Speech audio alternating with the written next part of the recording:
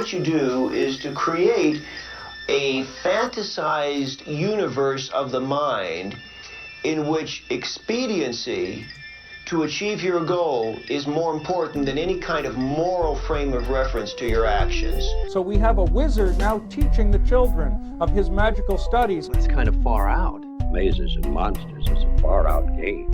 Swords, poison, spells, battles, maiming, killing. Hey, it's all imagination. Is it?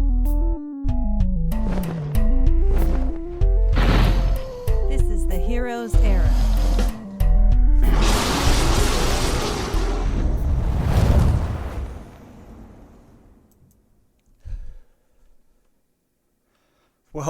Welcome, friends. This is the Heroes Era. I'm your Dungeon Master, Ben, and we are playing a game of Dungeons and Dragons. This is session 4 of our third campaign together. Sorry for missing the game last week. We had some scheduling conflicts come up and we weren't able to fit in a game, but we should be on schedule for the rest of this month and going forward. As always, or usually, I have joining me, Bodhi as Brutus. Hi, I'm Brutus, the big brute with long arms and a pole axe to save his friends. That was terrible. That's okay. Money. Yeah. Chris as Elias. Oh, hey, didn't see you there. Chris, playing Elias Metawatcher, local druid. Come along, let's see what happens. And Jason as Kendall. Hey, I'm Kendall. I'm the eccentric wizard just here to keep these guys alive. And usually Joel is joining us as well. He's supposed to be here. He might be coming in late or something may have come up. So we're going to get the adventure rolling without him. And of course, tonight we are telling a story, but we do not yet know how it will go. The players, the dungeon master, the dice, all of these will have a hand in how the game unfolds. This is the Heroes Era. And before we begin, I will just touch on a few things. Oh, I'm sorry. I walked you all skipped over the sound the effects. sound effects. Fine. Moment's already ruined, so you might as well just keep moving. Just move on. Just as I suspected, Joel is here just as we started the stream. Yeah. I told you. I told you. I'm going to take us to our break scene momentarily, and we'll be right back in like a few seconds here.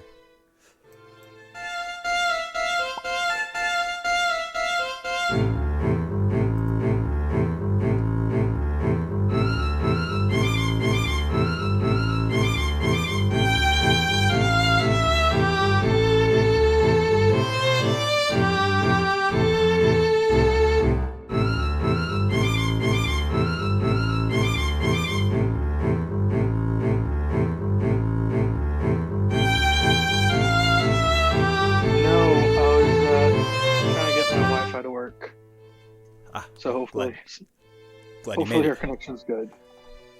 Yeah, seems good. Glasses. I was just about to head into a little bit of bookkeeping or whatever you would call this here.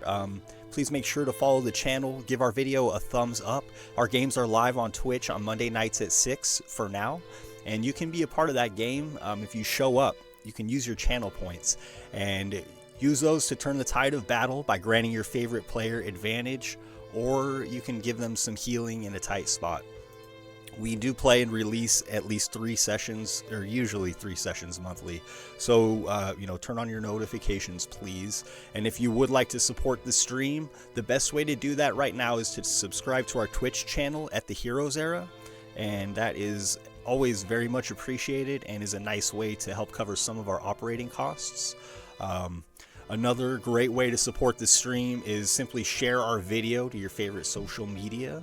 You can tag us on most of those, and that is very appreciated because that's how a lot of people in our fandom would discover new games, new actual plays and whatnot.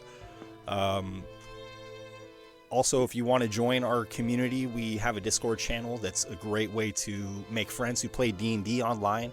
I've been playing in Mitch's campaign, and we just wrapped up last session yesterday. And so he's going to be starting a new campaign pretty soon, and that could be a good way to get in on that. We'll also run one-shots there from time to time. And like I said, there's a few other DMs in our community that will run games, so it's a good place to network. And if you want, I'd be happy to feature your art on our pre-stream or our mid-stream break.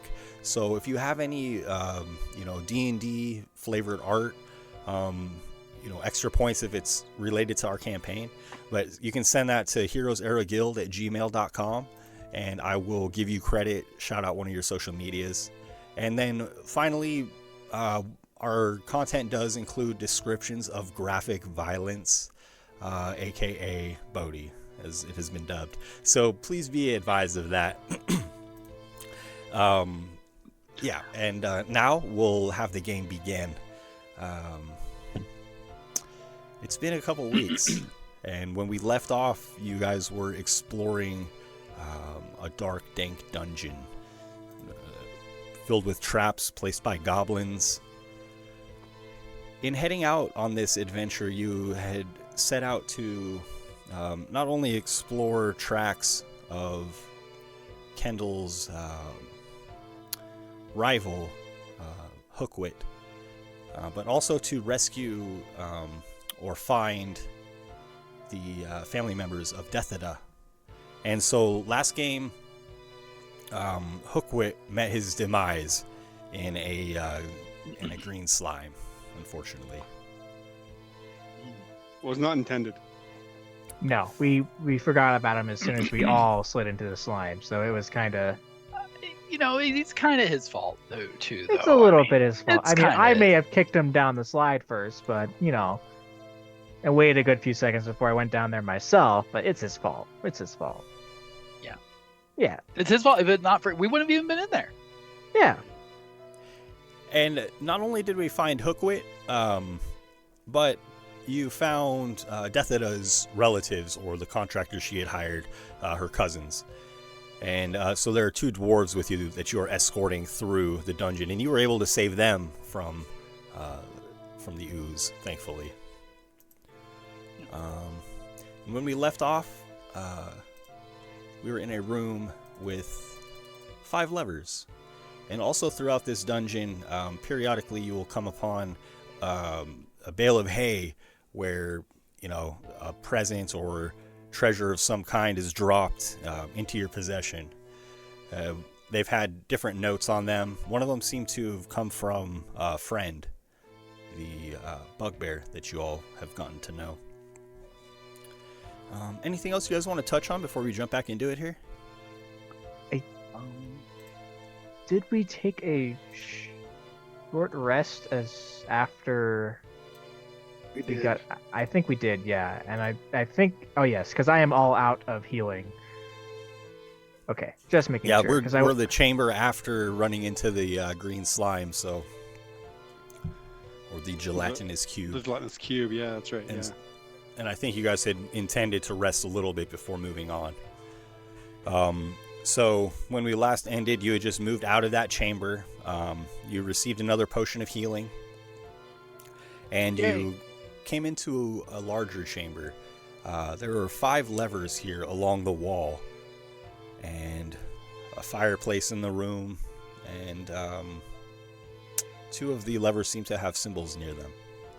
Now, if you guys need to take your short rest, you can go ahead and do so.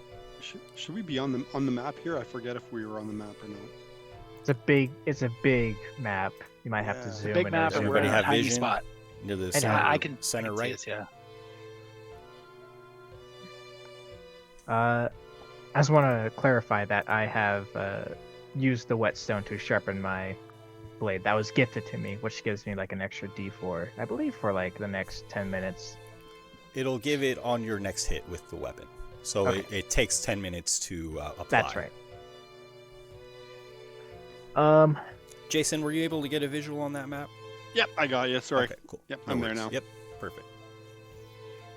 Okay. Yeah, there's 5 levers. So, anyone know immediately what's going on? Well, I mean, it seems obvious at least that this is some sort of puzzle. Absolutely. Is that a wall next to where Elias is? Is he in a dead end? Oh, that's the door we just came from. Okay. Right. Thank you. Cool. I think it means like further down this way. Is this a wall behind me? Yeah, a door. I think it's a door. That is the door. That's yes. the door. That's the door where we came in. Okay. What's this over here? The bale of hay that's the potion dropped. Oh, right. You just said that. I'm sorry. Yes. No worries. Yep. Okay. Okay. And I see And what's the 5 solution? Ah. Almost. He's like, well, you. Oh. Well, you know. 5 levers. You can There's explore. A shield. Try not to drag your token anywhere that you can't see. It might be possible to, even though it shouldn't be. So, like those are walls or slash doors. Those barriers, Ben. Yeah. So what it's looking like is the white hue is a raised panel that you can see through. It seems to be kind of thick but transparent, perhaps a crystal or something of that sort. And where there's a yellow line, you can see that there's a slot in the floor where a similar panel has been lowered. Does that make sense? So the white lines are walls, but you can see through them, and then the yellow lines are places where these walls are lowered into the ground. And then in the corner is that another lever there? That is another. Yes, it is. Yeah. Okay. And then there's a fire. A fire in the wall. Yes. And you can see symbols, of course, symbols on the ground near, different gates, and then a couple of symbols by the levers as well. All right. So it seems to me that what's happening here is that these levers will operate these doors, slide them up and down, and we got to figure out which lever will operate which door and sort of operate through here like some sort of a maze. I'm willing to bet. That's my conclusion as well. That was a lot of words. It looks like the second lever has that sword symbol next to it. If we're looking if we're looking at from left to right, and there's that sword symbol next to this one. I wonder if that one kind of moves. If that will then drop the one barrier and raise it on the other side there. Well, I believe there's only one way to determine that. And as you are,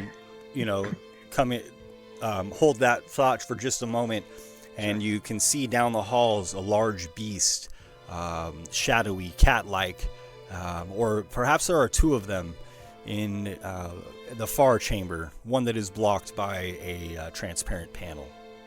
Oh. Maybe we should be more careful about which one of these levers we just start throwing around. There's a cat. I think, Brutus, I might not stand by that fire just in case. Just from our experience in this place, logic tells me that, something bad could come out of that fire pit. Or it might just shoot fire out. Ben, is this also a switch in the ground? It is. Well, Can I? Oh, sorry. Go ahead. I see some chests over here. I see another sort of hallway that goes over more. Just be careful. I don't want to fight that weird cat down the hall. Same. Can I take a look at the panel and just sort of see, is it just like a glass panel? Is it a magical sort of thing? Is it mechanical? Sure. Would you like to cast Detect Magic on it or make an investigation check? I don't have Detect Magic, so let's go with the investigation check. Okay. I don't have Detect Magic prepared. Investigation. I am not a smart guy. 3. They seem like windows, but thicker, sturdier. Yeah, I'm not sure what's going on with these. These are peculiar. They're sturdy though, so I think as long as that little critter down there is behind one, we are safe. But I don't know how easily he could stay behind it though. Yeah. Wait, you said it was some kind of cat-like creature? It's a weird cat. Yes. Yes, I'm counting 5 of those barriers and 5 switches. Elias, could you try talking to it? Can you talk cat? Oh yeah, you're like an animal person. Go. I am, but I don't believe that that's the kind of animal that that's not sort of natural beast that I could have a conversation with. Do you know anything about it? Let me not metagame too much here because I know a lot about it. Is Elias familiar with this? You guys can make Arcana checks to try to discover something about this beast if you like. Okay. One player can make the check, and you guys can aid him if you are Do you want me to do that, guys? I will aid. Yeah. Kendall, you know anything about one of these fellows? He kind of looks up and to the left, kind of staring off into space. It's a weird cat. It's got this like weird thing on its head. Where am I? I got 15. Guess it's still exhausted. This beast. Yeah, just 10. It's just 10, Ben. Because yeah.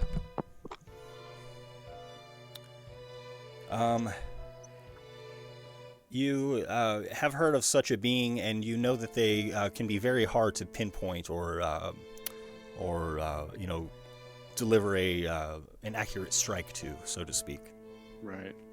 Yeah, I imagine even where they seem to be. I imagine even right now, with us looking at it, it's got a bit of a shimmer to it, almost, right? Right. One moment it seems to be, directly next to where it was standing, and then back in its original location the next moment.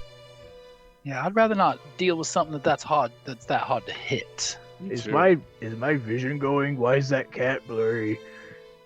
And your vision's not going. The cat is, in fact, blurry. What? Okay, so I think the second switch is related to this upper chamber here, upper doorway. Is there anything on the other switches? Because I know the 2 of them are marked. Is there any indication of anything on the other switches? Like where there was a mark of some sort that's been rubbed out, or some other indicator for what they would be? The other ones do not seem to be marked with symbols. Hey, Ben.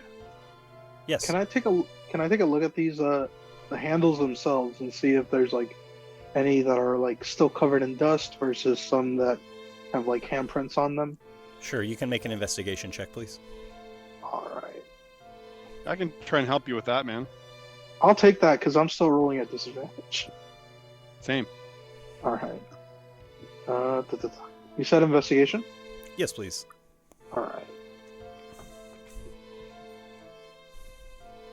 Sorry, my internet's still a little bit laggy. So this is a normal roll. Okay. I'm sorry. Didn't mean to do that. So it's a 16 total. Okay. Thanks, man. Good roll. As you look at these switches, you notice that 2 of them have locking mechanisms that will prevent the levers from being manipulated more than once. And do I know which ones they are? Yes.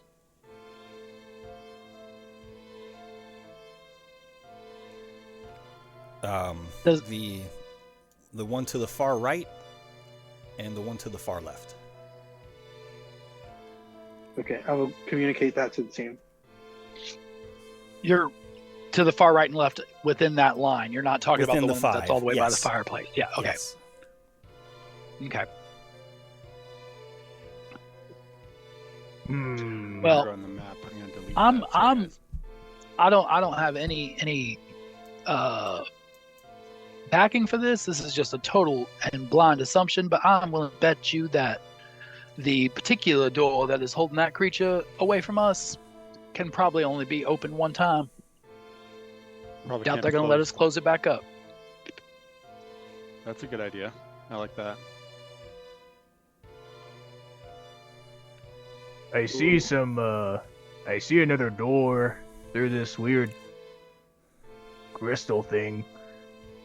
It's closed. I don't know if there's anything behind it. I see a little sliver of something from where I'm at. There might be something down there. Yeah, so I'm thinking that the weird cat is one of the locking ones, and that whatever is in there is another one. I'm just kind of marking the ones. I pull out my quill, Ben, and just above on the wall behind this lever, I'll just make a marking to something to the effect that say that it one time or locks or something like that to mark it that knows to a message to us that we know that's that one. That's a good idea. And what was the other one it did? Sorry. On the left of the 5, yes. The other one that's straight up. And I'll do the same with my quill there too, on the wall. So doesn't that mean that the shield one is the same because it's straight up? So, because I mean those two that lock, right? I would like to move the one next to that sword object because I feel like that is going to move this. I think that's going to drop this one and raise something here. Okay, give it a shot. That will at least make it. If we were then to open the one with the beast, it gives us another barrier to it. It couldn't get to us.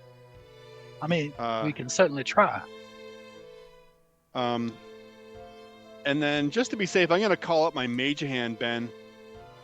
And we're going to maybe just in case there's like something with that fire or something else is going to happen, guys, when we flip a lever, I'm just going to get out of that chamber where all the levers are.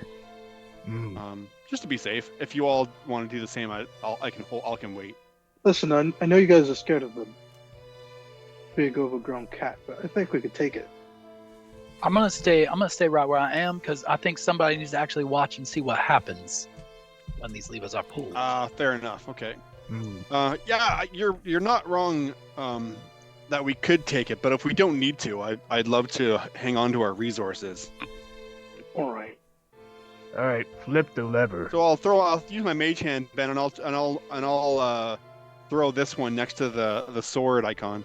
Okay.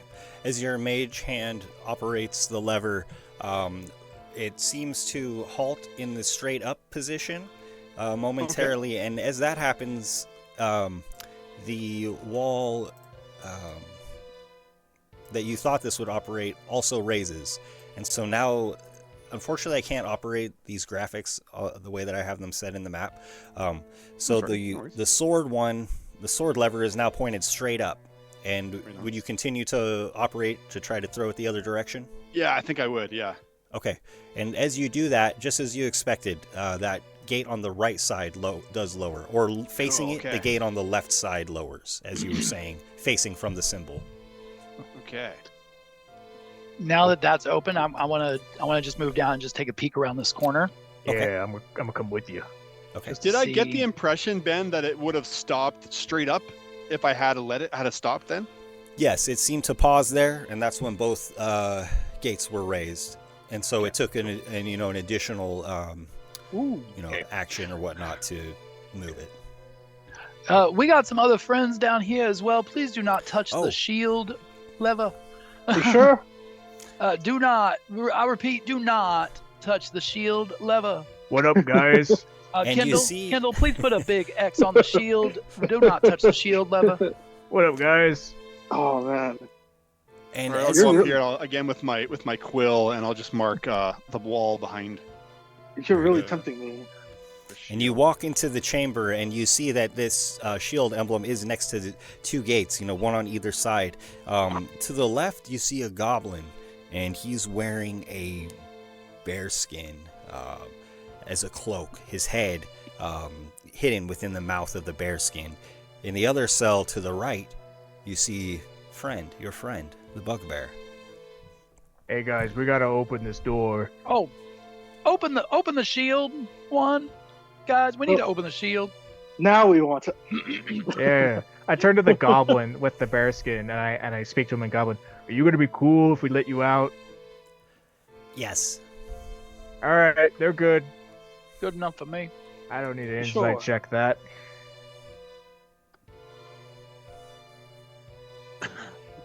So we're opening the shield. Yeah, let him out. All right. Pardon me. Okay. And who pulls the lever? Here, I'm just gonna come over here and. You know what? I'm feeling brave. I'll pull the lever. Because I can do Okay. I can do it from back here with my mage hand if you want. I've been getting antsy. I want to pull some levers. Okay. I want to have some fun. Yeah. That's fine, No Nox. And No Nox, do you pull the lever to the left or to the right? This is important. Oh man. There it is. Wait, no, hold on a second. Before you pull that Listen, lever, you didn't tell me. Oh, I didn't think of this. I look at friend in the cage. So you have been giving me stuff. What have you given me so far? They can hear you through the barriers? He does stand and reply. And if I have it correctly, the potion was marked from friend, right? Without having to, yeah. And the whetstones as well. Oh, I believe it was just the whetstones and not the potion. Only what I He could doesn't even know. afford. It's not him. Just the stones for sharpening your blade. All right, he's him. Let him out. Go to the to the right, and I yelled down the corridor to No Nox. You said left. No, I said right. Right. Oh, right. That's Right. Okay. I'm sorry, man. It's a little confusing. And No Nox, you pull the lever to the right, and the gate guarding the cell of friend lowers. Come on out, man. He walks out. Oh, the queen likes to have herself a spot of fun like this now and then. I didn't want to be involved, but I think I got too brazen with me bets. So, is this other guy cool? Oh, Books? Oh, that's Books. Hey, we fought you earlier. I thought you looked familiar. Books is Hey, alright, but I wouldn't trust him. Kendall, come in here. Are we However, alright? He might know something about these traps. Kendall, you're a wizard guy. Would you trust another wizard? A goblin one? Probably not. Hmm. I know the kind of tricks that I have up my sleeve. I can only imagine the kind of tricks he might have. Can Brutus look at him and try and size him up and see if he has any equipment on him, like a spell book or a wand or something? See if he's got something to work with, or is he just disarmed and stuck in a cell? Sure. He does have his bearskin cloak and a satchel, probably containing components for spell casting. Listen, I think we can handle this very, very simply. And I'll walk over to the wall. Like, now, excuse me, Mr. Books, I believe it was. Yes. Yes, Book. Yeah, Book. Good, nice. So, just so we're clear, my friends here seem to be just a little nervous about letting you free.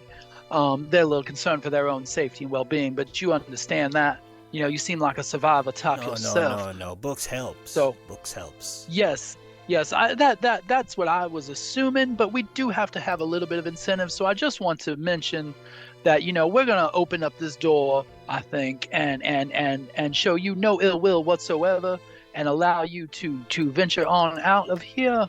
But as you do so, just keep in mind that the slightest misstep towards us will be met with immediate repercussions, and there are several of us who are much larger than you, and it would not go well in your direction. So I hope that we can maintain amicable arrangements if we get you out. Yes?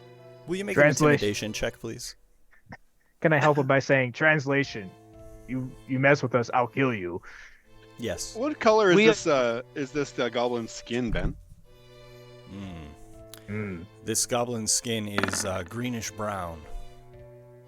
I've got an inspiration I'm going to use for that one. Oh, where is it? You had advantage. That helped you. Advantage? Very well, that didn't do much good. So then now I'll use the inspiration.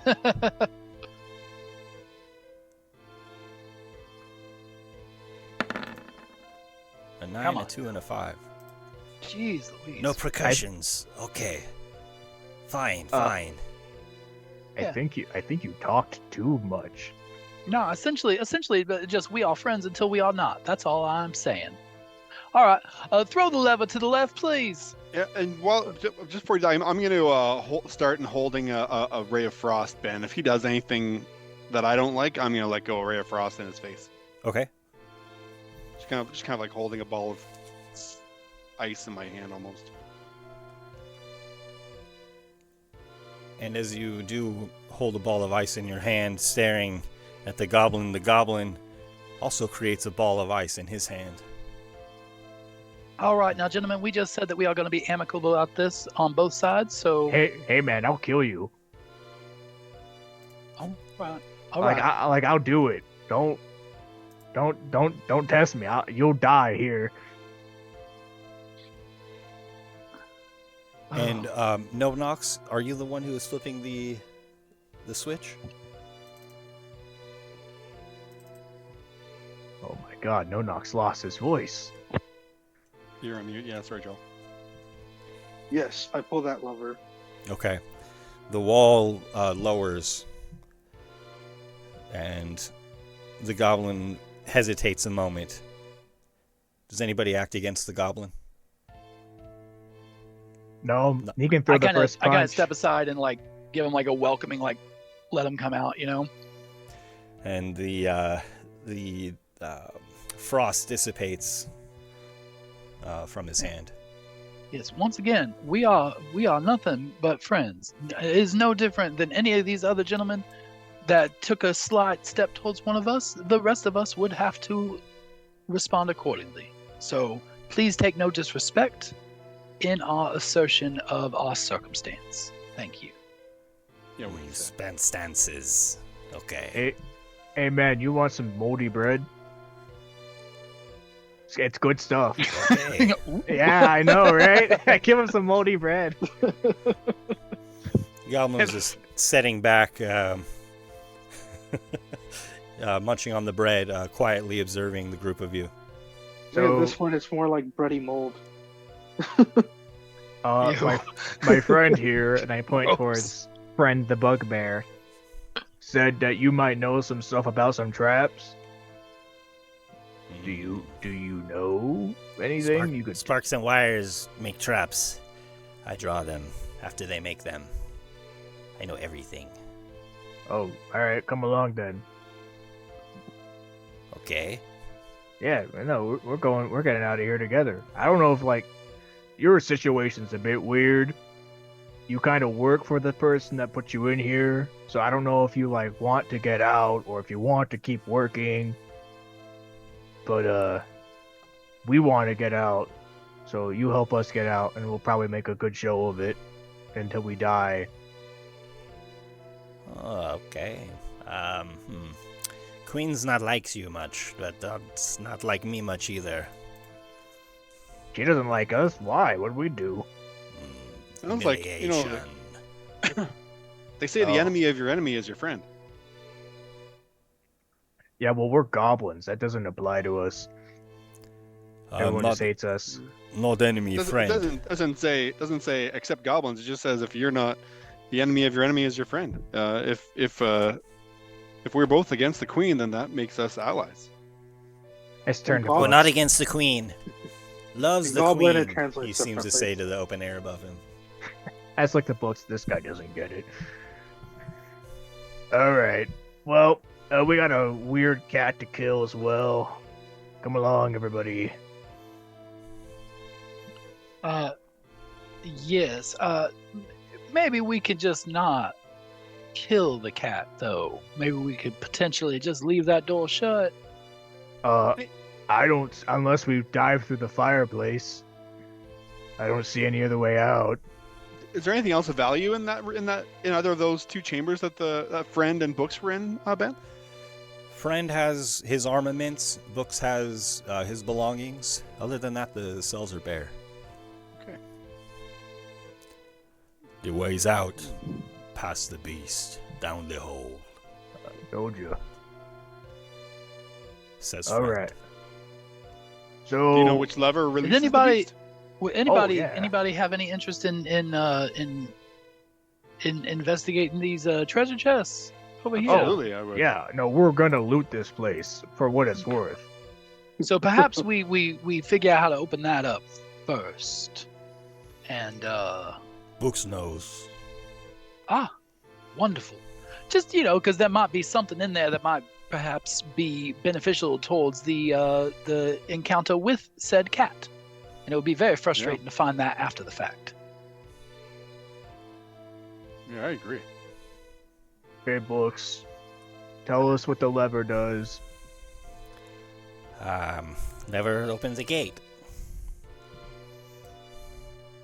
What do you say? Sorry. All right. So, All right, we already know smartass. how to take open this door. He says lever opens the gate. Yes. So Yeah, so we if already we know set how to the open this one with one. the We sword just- straight, it'll open both, right? Closes both. No, it closes both. We got to put it to the other way so it'll close the one and open this one. Right. All right, Good call. everybody get out. We're gonna open up the other door. Yeah, No Nox and Elias, you guys can come up here with us. Come on. Yeah. All right. Just forgot to drag myself You're gonna. up there. Okay, you can stay there. You'll be trapped though. All right. Brutus is gonna flip the switch the other way. On the sword to Okay. open up the other door. Okay. And the gates swap places as they would. Nice. Okay. All right.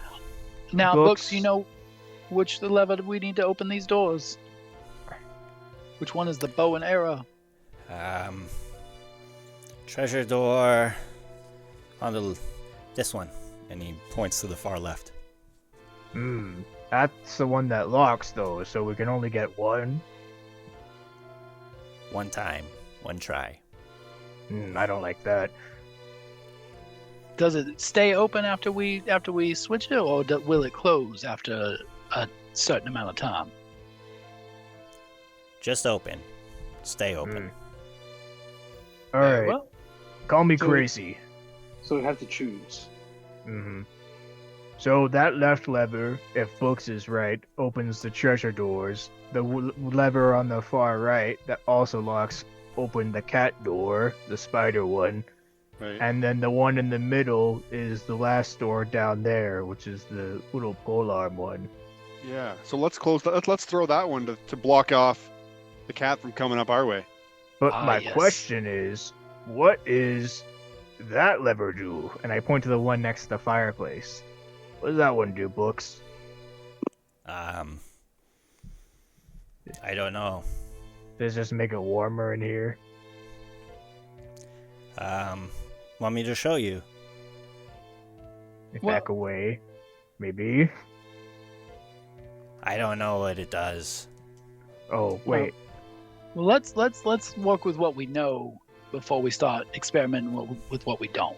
no, I want to pull it now. Logic tells me that the this one here, which we know doesn't lock, likely controls that bottom door because it goes both ways and opens the chamber either way. Yes. Logic tells me that one is that bottom one. So if we flip it to pointing to the right, then the door should come over and at least again block us from your cat friend. Does that make sense?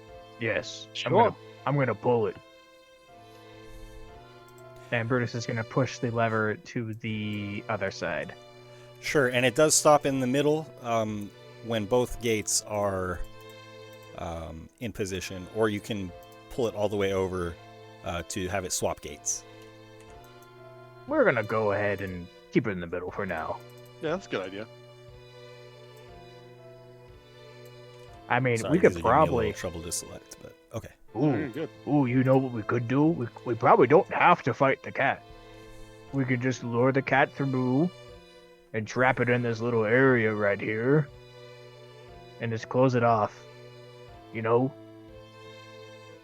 Someone Okay. would have to be bait, but it seems like a pretty good idea. I mean, Oh, I I can mean- be pretty annoying if I try.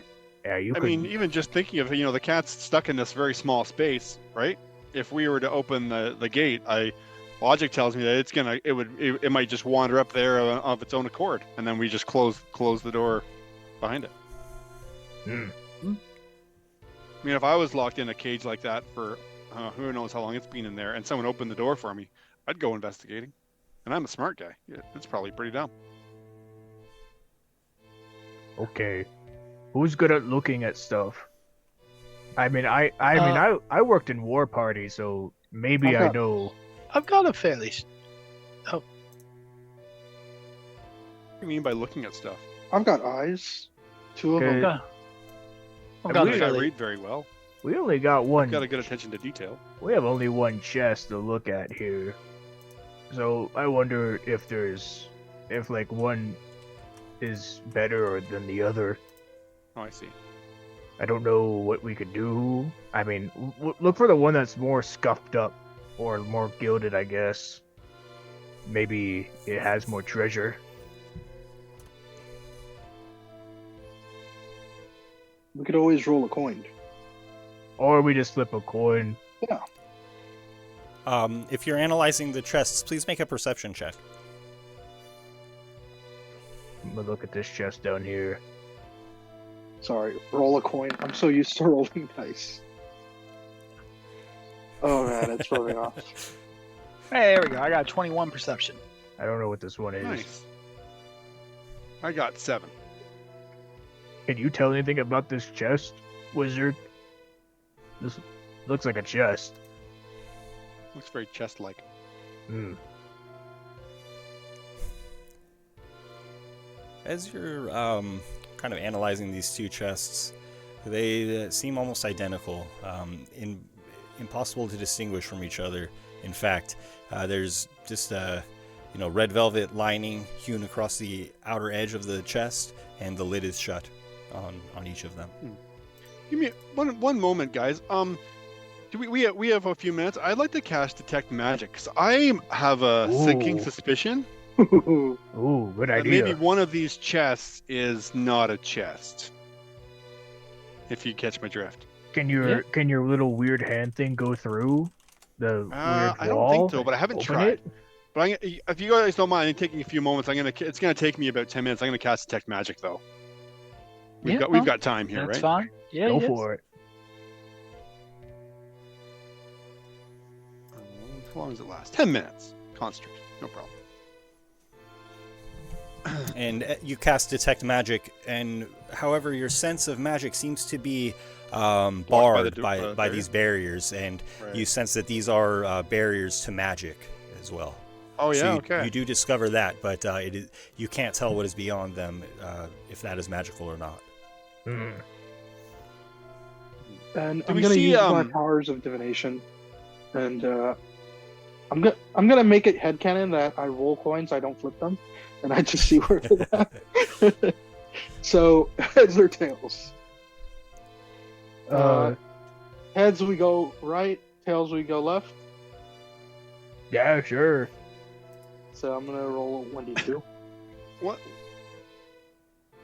One thing I was gonna say just before we do go in, guys, I wondered if we could tell if there's any sort of scuff marks or markings on the ground around either of the chests, because that might dictate if one of them moves of its own. Yeah, is there any blood in here in one of the rooms? Just something that's kind of setting them apart, right? If that you may guys already been asked and answered. Would like to, you can make perception checks. You have analyzed very closely the chests themselves. Now you want to look at the rooms around the chests. Yes. You can do so if you would like to make perception checks. Yeah, my perception is horrible, guys. Yeah, another 21. Friggin' right. Thanks, man. I got a 14.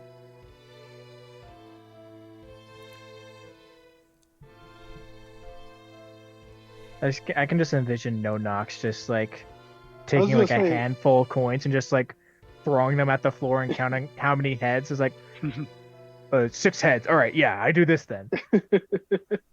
I just roll 1 coin, okay? Elias, in the cell to the right, you see blood sprayed upon the wall, a little bit here and there. In the cell to the left, you see blood pooled and dried upon the stone at the base of the treasure chest.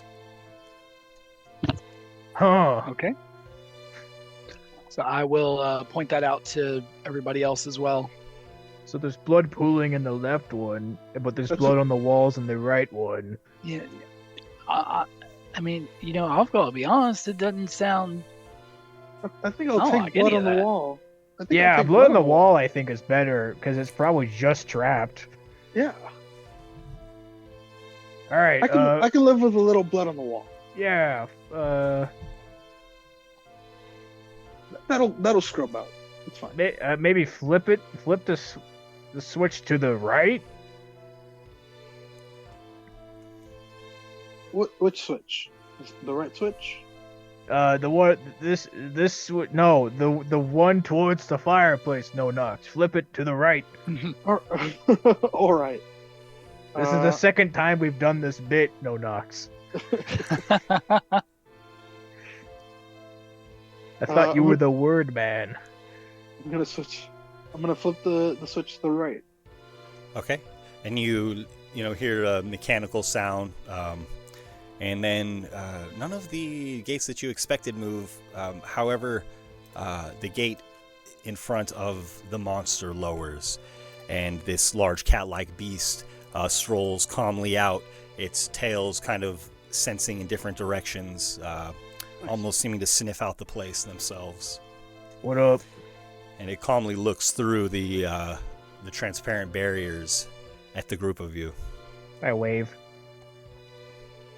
Hey, you want to Nonox? Do you want to throw that that one switch that we just moved a second ago? The one that moved the gates by the axe symbol. Do you want to throw it opposite of where it was? Because that'll open the door. Going to Brutus's plan of maybe luring the beast. There's too many switches. I don't know which switches. Okay, all right. Just leave it for now. Just go to the other switch on the right side. All right. Books lied. Yeah, flip it to the right. All right, I'll try that. You don't care that books lied, says friend. No, I do. You'll probably die later to this thing. Okay. I mean, he's a goblin wizard. What can I really expect?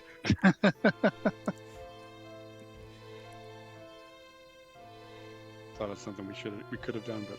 And so there's one more switch that you have not pulled on the far right.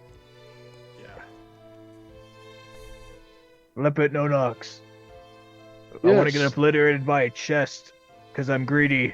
This one here, Nonox. I want to open this up and get flung to the wall so hard my limbs come off. We want to reveal the chest on the right? Yes. The one with the wall, with the blood on the wall. So you throw the lever to the right or the left? Yeah. To the right. Okay. And the gate on the right lowers, and there's the treasure chest revealed. No easy knocks. to access. You failed me. All right.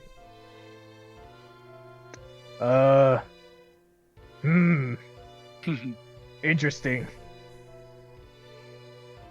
This is the chest that has the pool of blood on the floor, right? This has blood sprayed upon the wall. Oh, never mind, no knocks. You did great. I take it back.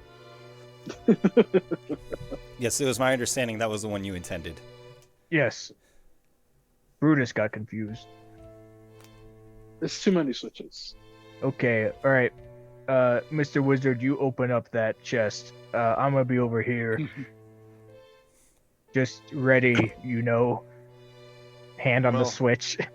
It's gonna take me a moment, but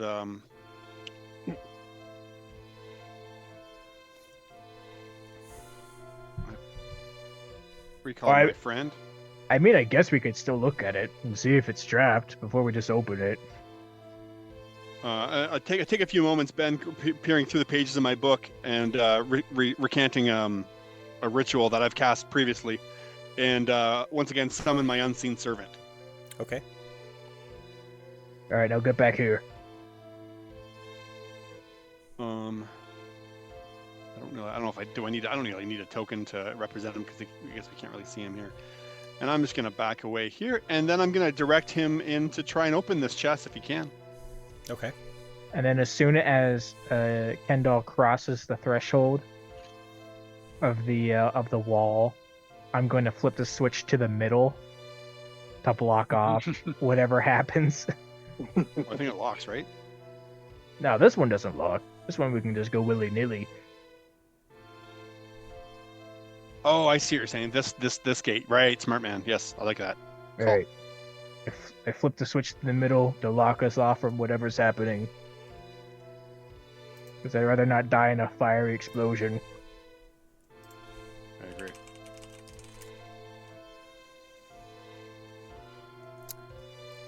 And what happens when you raise the lever is the unseen servant vanishes as the barrier of magic is put in place. Alright, can you do that again? Sorry, so the barrier here like it gets wiped out when it's in this room over here. Yeah. Yes, because it is on the other side of the magical barrier that is re-raised. Okay. Yeah. It dispels your spell on the other side of it, yeah. You know, I'm no magic man, but I should have saw this coming. Yeah, no, that's interesting to me too. All right, I open the door again.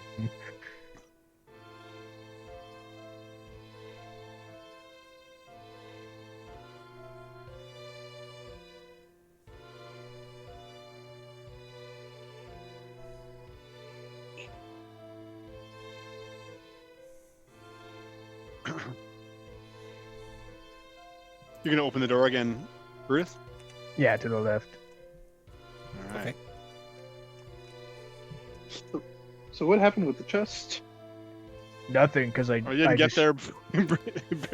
When we closed the gate, servant seemed to be dispelled by the magical barrier.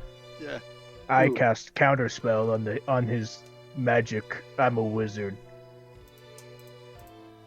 You know what, Ben? I'm gonna try first and just use my mage hand from here. It's the range is like 30 feet. I think. What do I have there? Yeah, and see if I can open it with my from here with my mage hand. Okay. The chest seems to be locked. Oh, the lid does not open. Anyone know how to pick a lock? No. Anyone know how to smash a lock? Friend, you know how to pick a lock? Books can. Books, you lied to me earlier. If you pick this lock open, I will forgive you. I can't do this one. What? Oh, it's because you're being watched. Is that it? Yes. Fine, give me it. I'll pick the lock. Okay. He pulls out a small metal loop that has different sized, what would look like keys, but they're just kind of, different shapes and sizes of metal picks. Nice. All right. Look, I shuffle cards all the time. I should be able to pick a lock. Wait, Brutus. What? What? Wait. What? I got. Give me your hands. Okay. And I'm gonna give him a hand massage, try to loosen up his fingers. And thank you. This is gonna be my last use of inspiration. Nice. Thank you. All right. Let's look at this first. And Brutus is gonna look at this chest and try and check for traps. Something that he is not gonna be good at. I assume that's a investigation check. Yes, please. Of which I add nothing to. Can I give him a 16? You can help Can me I with give that him an task. advantage? Yes. Yes. I don't know. It looks like a chest. You're good at this. You're so good at this. Doesn't seem to be trapped. Should be as easy as picking the lock. All right. Let's pick a lock, everybody. And Brutus is going to sit down on the ground, crisscross applesauce, so he's at a good height, and he's going to take the weird string of keys, and is going to try and just he doesn't know how to pick a lock, so he's just going to put it in there and try, and see if he could jiggle it open. As you sit I'm in still front of keeping the an eye on books, Ben. I don't trust him. Okay. As you sit in front of the chest and try to unlock it, your elbow brushes against it and is suddenly stuck. And the weight of this chest kind of like moves towards you as you try to pull your arm away from it. Please make a... you can make an athletics or dexterity check to try to pull your arm off of this, but it's just stuck to this thing, and you're unable to pick the lock because of that. Stop! Thanks. Stop it! The chest is trying to hug me. Sure, and you Weirdo. wrest your arm away from it, and as you do, what looks like a tongue comes out of the chest that pops open just, very slightly, the tongue lashing out, and it tries to strike you, Brutus. We are dead. With a 17 to hit. Exactly my AC. Goodbye, everybody. Well, that was fun. It takes 6 bludgeoning damage. Okay. And if you would, please, again, you can, as this tongue kind of lashes onto you, it grips onto your arm and you become grappled. Please try to escape, though. You need to... Oh, I'm sorry. You'll have to escape on your turn. I misunderstood the way this was written. Okay. Yeah. So you are, effectively grappled by this chest with the long tongue. Will you all please roll initiative? All right. Having the guy with the most health be grappled by the mimic might not be the worst thing in the world. Got a 10 on that initiative. Look at me go. That's a 10 for me too. And I got a 15. Yeah, I got 16.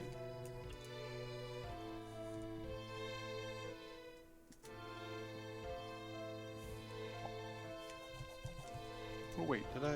No, 10. Sorry, I was looking at the no-nox one. 10 for me.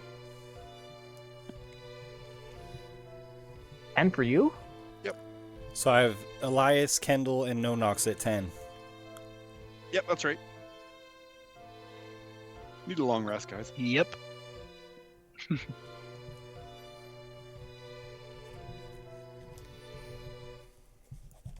So you're telling me that it rests in my hands to get myself free? Brutus at 15. Yeah.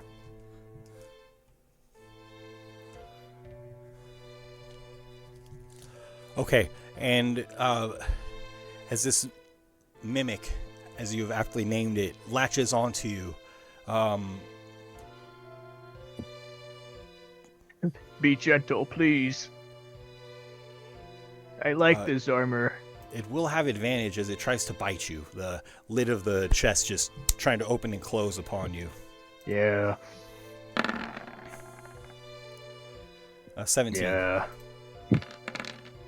You'll take 11 piercing damage and 8 acid damage. Ouch. I'm unconscious. I maxed out those rolls. Yeah, you did. Oh my goodness. Were you saying you were gonna do averages though? While you were level 1, we're doing averages. Oh yeah. We're Okay. level 2. So we've been rolling damage all this dungeon. Okay. So Brutus is just limp in the mimic's grip. Brutus, as you're knocked unconscious, your initiative is changed to 0, right? Yes. Okay. Okay, so then we'll pass Brutus, and next is Kendall. Pardon me. Sorry. I will whisper to you from the grave if you do not save me. I will haunt you. 2, 3, 4. I'm gonna move up to here. Oh shoot! Sorry, I'm trying to move my guy. My bad. Moving up here. Come on. He's coming. There he goes. Yay. Excuse the leg. And I'm gonna hit this thing with a ray of frost. Okay.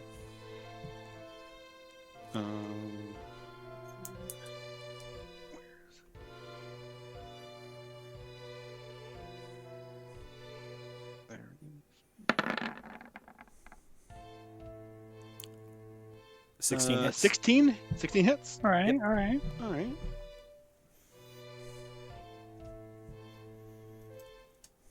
Did it roll the damage? I pushed it to roll the damage. Sorry, guys. Be nice.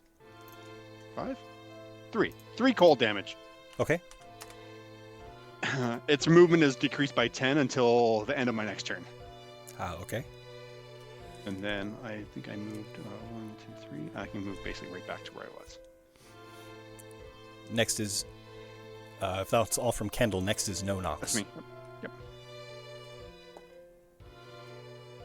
So, question: if I wanted to bring Brutus with me, using my movement, would that count as an action? Yes. This thing's gonna hit me. But I can't leave my friend behind. Alright, I'm gonna try to drag him along with me, which means I'm gonna provoke attack of opportunity. Okay, to do this, you're going to have to wrest him away from the mimic that has him grappled still.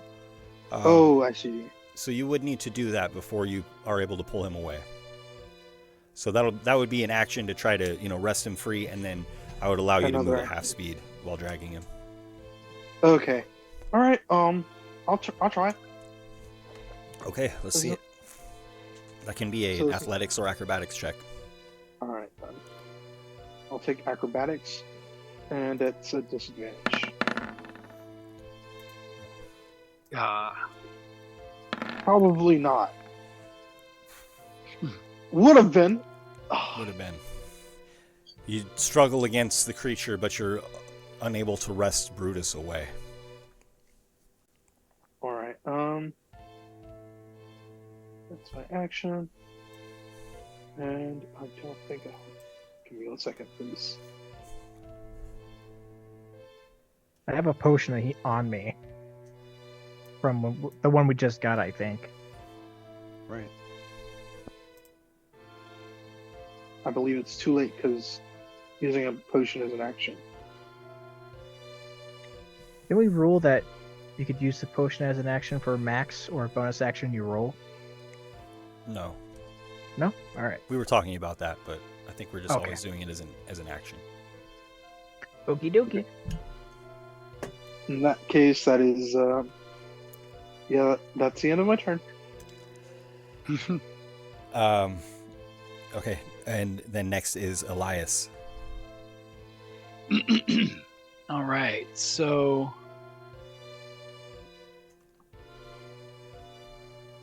okay, he's still in the mimic's mouth. Yes. All right, so I am going to.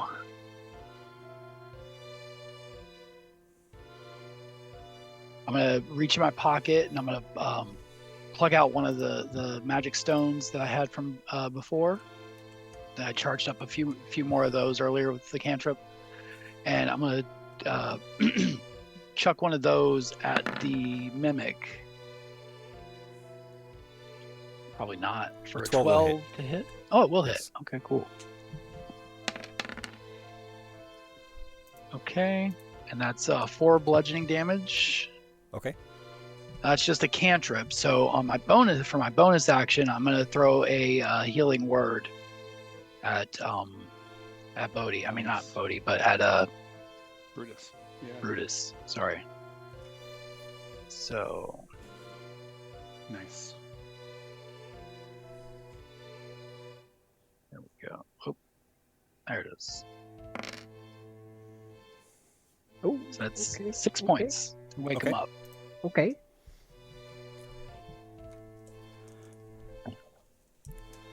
And that's going to be it for. Oh yeah, I'll stay where I'm at right now. And behind you, Books steps to the left, crouches in the corner, and flips the switch near the fireplace. And fire bursts forth from the fireplace, enveloping basically a 3x3 square there, 15 feet area It affects Books as well as he tries to crouch and hide from this. Can you guys please make dexterity checks? Kendall and Elias. Books.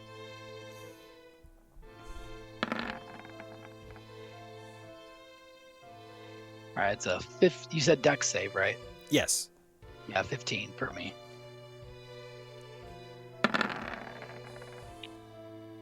This one, I don't think I have to roll a disadvantage, but it's No, you don't. 12.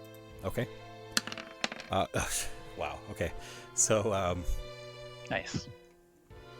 yeah, you'll both take 1 damage from the fire. Elias, you dodge it, but Kendall does not. Like, I'm dang gonna it. use We my took- reaction, Ben, and just kind of like putting my hand up. It's like the shield comes up, but it actually absorbs the fire, and like I kind of like have this like red, sort of fiery energy just kind of around me, using absorb elements, and I'm I know it probably seems like a waste for 1 hit point, but I've got a plan. Sure. To take and absorb the fire damage. So I take half of 1. Would that actually go? Is that 0? Would that actually negate it? Damage is rounded down, right? Yeah, typically. Okay, yeah. So I guess you guys would both take 0 then, if Elias is able to dodge it and then Kendall's able to absorb it. Yeah. Okay. Cool. Yeah. I'll take that. And then my next turn, if I melee attack, I deal an extra 1d6 fire damage. Okay.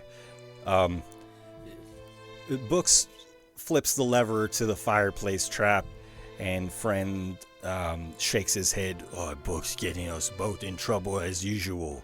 He steps over and he stabs at him with a javelin. And a 16 will hit Books. And Books will take 9 damage from Friend.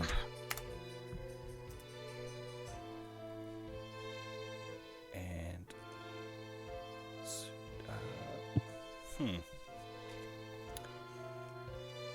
I guess he wouldn't surprise Books in this situation, I don't think.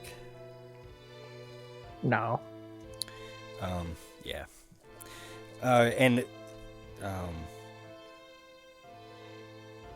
Sorry, blanking on names. Brutus, your initiative is set to 0, so you're next. I'm alive. Now I'm just grappled, correct? You are still grappled, yeah. And if I want to move, I have to make a roll against it to get out, pretty much. You'll need to beat the escape DC. Grapple doesn't. Grapple just makes you stay still, right? It doesn't. It just basically lowers your movement. Yeah. It doesn't do anything negative against attacks. Okay. Well, first things first. I think you have disadvantage against the person that's grappling you. Maybe. Sounds like it should be. I think it's only against restraint. I think Or restrained. Is that restrained that I'm thinking of? Okay.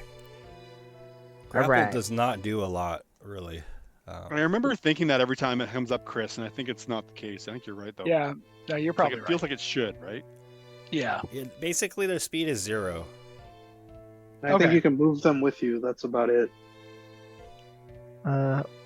So I'm gonna go ahead. Bonus action. Second wind. Ow. There you are. I'm gonna roll 1d10 plus 2. Yeah.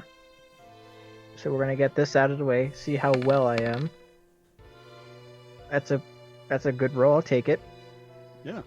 And then Brutus is going to 7. just stay in this guy's face, and is just going to take his halberd and start like stabbing down at it, like at its tongue, like "Let me go, let me go." Okay. And is going to make an attack. 14. 14 hits. I believe a 12 hit earlier. For 9 slashing, and then I'm going to go ahead and action surge and slash at it again. Okay. Just to try and get rid of this thing. I'm going to use my Bardic Inspiration. 7. Which is a D6, right? An 8. Brings it to an 8 for a miss. Oh, I don't have an inspiration either. Sorry, buddy. And that'll be my turn. Bodhi, you pulled all those clips the other day, right? I meant to give you inspiration for that. I thought I put it in a meme. Oh, and I will absolutely do a reroll. Yeah, I meant to give that to you. 23! Yeah, you did. Yay! Good job. For 11 damage. Yeah, Okay. You do. Stop! That'll be my turn. Okay, solid blows here to this chest, but it is quite resilient. And the creature is still latched upon you.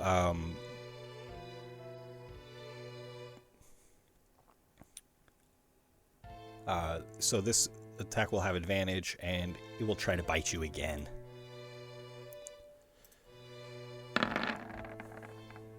18. It will hit. Now we'll roll damage. A lot of damage again. Oh my 9 God. piercing and 6 acid damage. Oh, unconscious. Oh my goodness. No. Okay. I don't think I'm gonna live to see my subclass, guys. So Next is Kendall. Oh, nice. Books is behind you. He's triggered the trap, and then of course you see Brutus ahead fall beneath the weight of this treasure chest mimic. Again. I feel like if I move, Books is gonna take a swipe at me because he threw that liver. I'm going to shoot. I've got my dagger readied. I'm gonna jab at him with my dagger. Okay.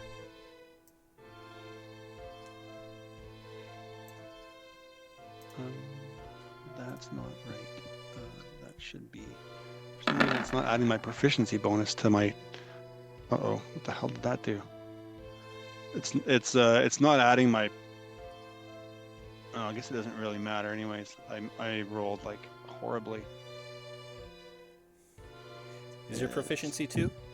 No, it should my total attack bonus should be 5, but I mean okay. 11. It does. I don't know if 11 hits. 4, so 9. Oh no, it's only 9. Oh, my apologies. Like the roll. Sorry, just if I hover over it, the roll is actually 4 Yes. plus 5 is 9. Gotcha. It would be 9, yeah. Can I use DM inspiration to try that again? Yes. All right, let's try that again. Here, now that I'm just gonna click it once. Sorry, guys. No problem. I'll have to hover. I don't know why I did that. I'll fix the attack after this. Sure. No worries. Next turn. Keeps rolling with it. What's this time? Okay, that's a 16 to hit.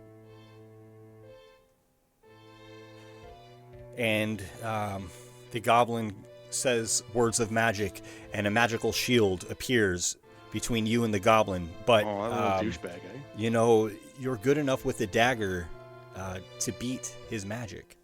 And really? Your strike is true. Yeah. Oh shoot. Okay, cool. Sorry, I was thinking I didn't get it through.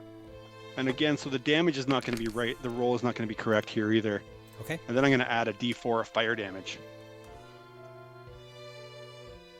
Or D6, sorry, it's a D6 from the absorb element. Yeah. Right. Cool. So the roll is I rolled a 3, so it should be 6 piercing damage. Okay. And let's see what kind of fire damage.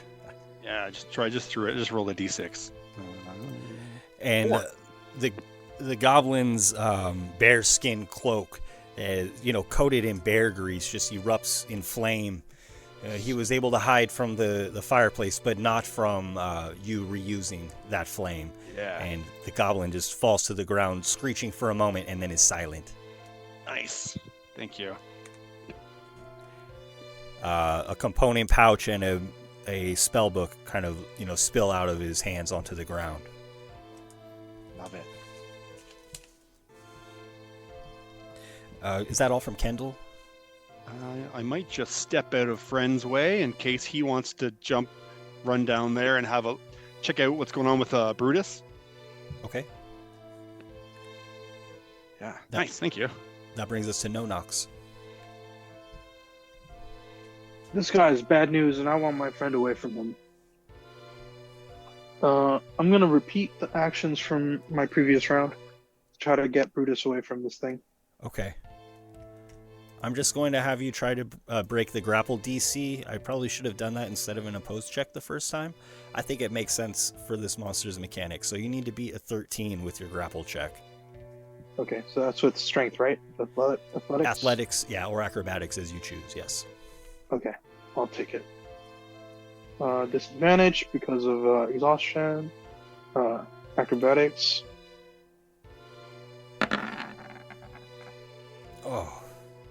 Oh, a couple ones. So I think I'm supposed to die here. Is I'm what's trying. happening. I don't have anything like healing wise, so there's not much I can do to help you. Nodox just struggles trying to wrest away Brutus from the mimic. The mimic's tongue just, wrapping around and entangling him further. Let him go. He's not your meal. And the tongue briefly just licks the top lining of the chest like it's licking its lips. After Nonox... Sorry. I told them to bust that chest open. After Nonox is Elias. Okay. So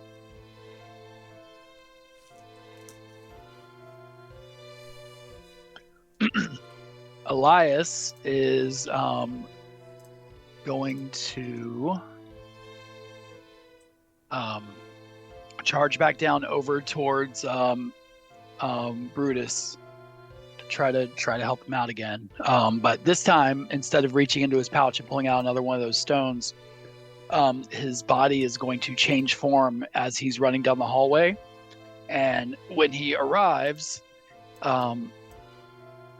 he will be, well, actually, the first thing he's going to do is as he's coming out, he's going to toss another healing word down the hall before he shifts. Sorry, I forgot to mention that. Before he shifts, bonus action, he's going to healing word onto Brutus again. Okay. So that'll give him 6 more hit points, enough to keep him up.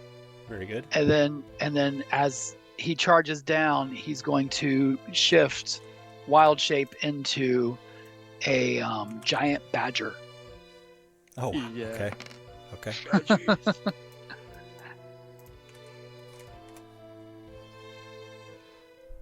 All right. And he's just going to basically position himself over there. That's his action, so I can't do anything else with the round, but I'm just going to position myself in a threatening position by the mimic. Okay, I'm going to try to give you control of this. Nice.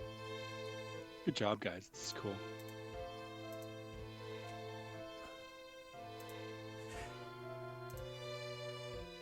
So, just a moment. Edited control by Elias.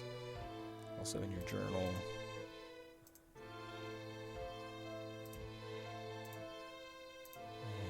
Okay. Okay, yeah, I've got control of the token. Okay, cool. I'm going to just remove yours then. Yeah, perfect. Okay. And I'll get just like right here. So I'm like... Sorry, go ahead. That's okay. Very good. I didn't mean to cut you off. Friend, walks forward into the hallway, hoisting up his javelin, taking careful aim past Nonox and Brutus as they kind of, are embroiled with this mimic, and the javelin flies. Apologies.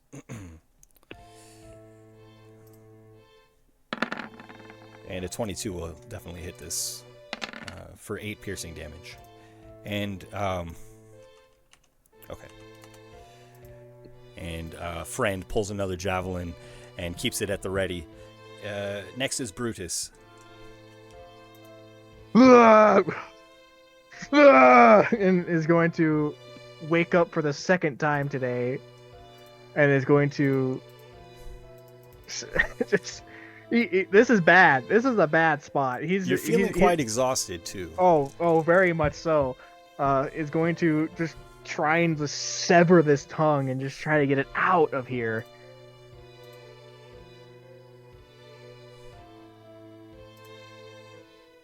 It's 22, same as the javelin. 4, 5. 5 slashing damage as he just tries to cut the tongue off. It's like, help!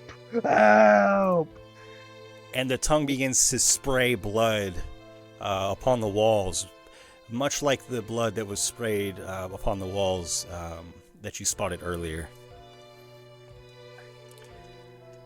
You hear a badger voice go, "Oh." Just look, Brutus cutting this tongue off looks to the right, sees a badger down here. What? A giant badger. And just ends his turn as he's going to go unconscious. How many levels of exhaustion do you have, Brutus? 2. The next one's going to be real bad for me. And with advantage, still latched onto you with its pussy tongue, it tries to bite you again with the chest, the lid of the chest. Miss. 13. Wow, okay. Yeah.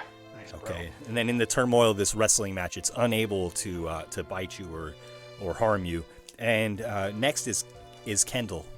Nice. I come back down. I'm just gonna briefly come in front of friend and produce another magic ball of icy energy and let it fly at this thing. Okay.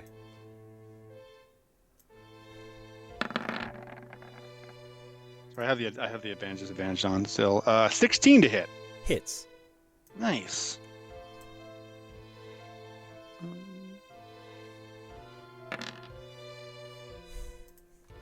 Three cold damage. Take that. Okay. And then I'm just gonna step out of the way. Step out of friend's way.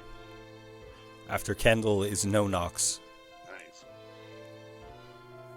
Would you say this thing is bloodied? The thing is bloodied, yes. Blood is coming out of its tongue. Yeah. Okay.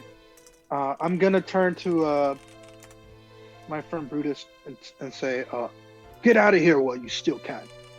And I'm gonna use my last spell slot to cast Thunder Wave and try to break that grapple. Okay. Nice. Cool, man.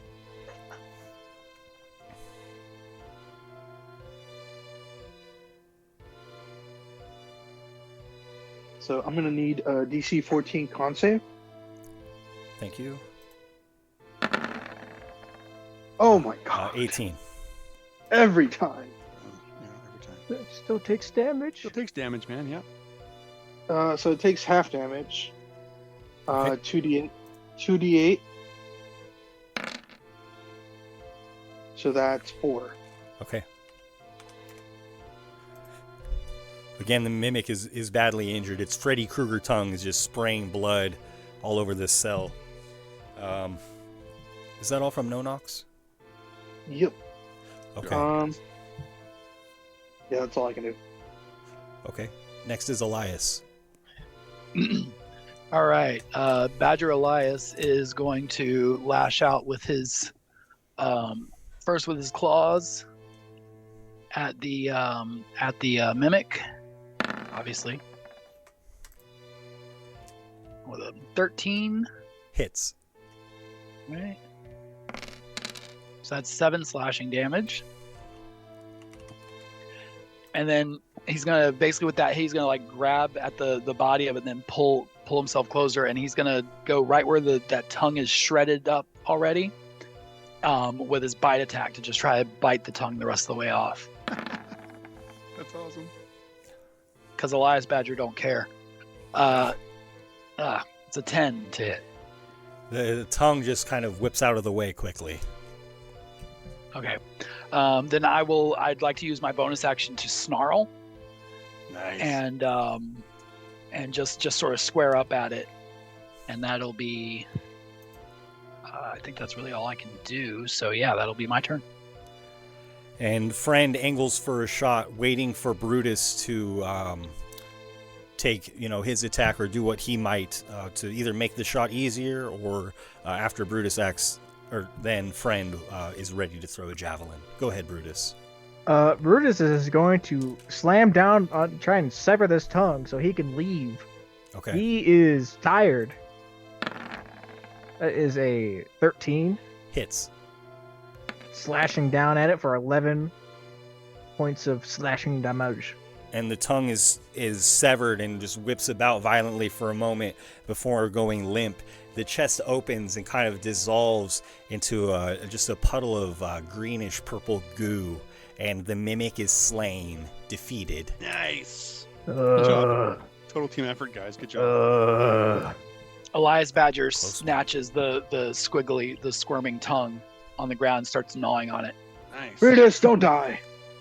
Brutus is sitting down. 1d8 acid. No, just kidding. I'd like to pick up Books' book. Okay. Very good. His spell book. Ow. That hurt. It's okay, friend. You made it. I'm not friend, he's friend, and I point towards the other bugbear. These two guys. I'm looking up the contents of this book for you. They're kind of lost in my notes here. It's all good. Guys, I know we just sat down not 5 minutes ago. Can we sit down again? I wonder if we can try and make ourselves some sort of quasi, barriered off space and maybe get a better rest in, guys. I would like to sleep. That would be pretty cool.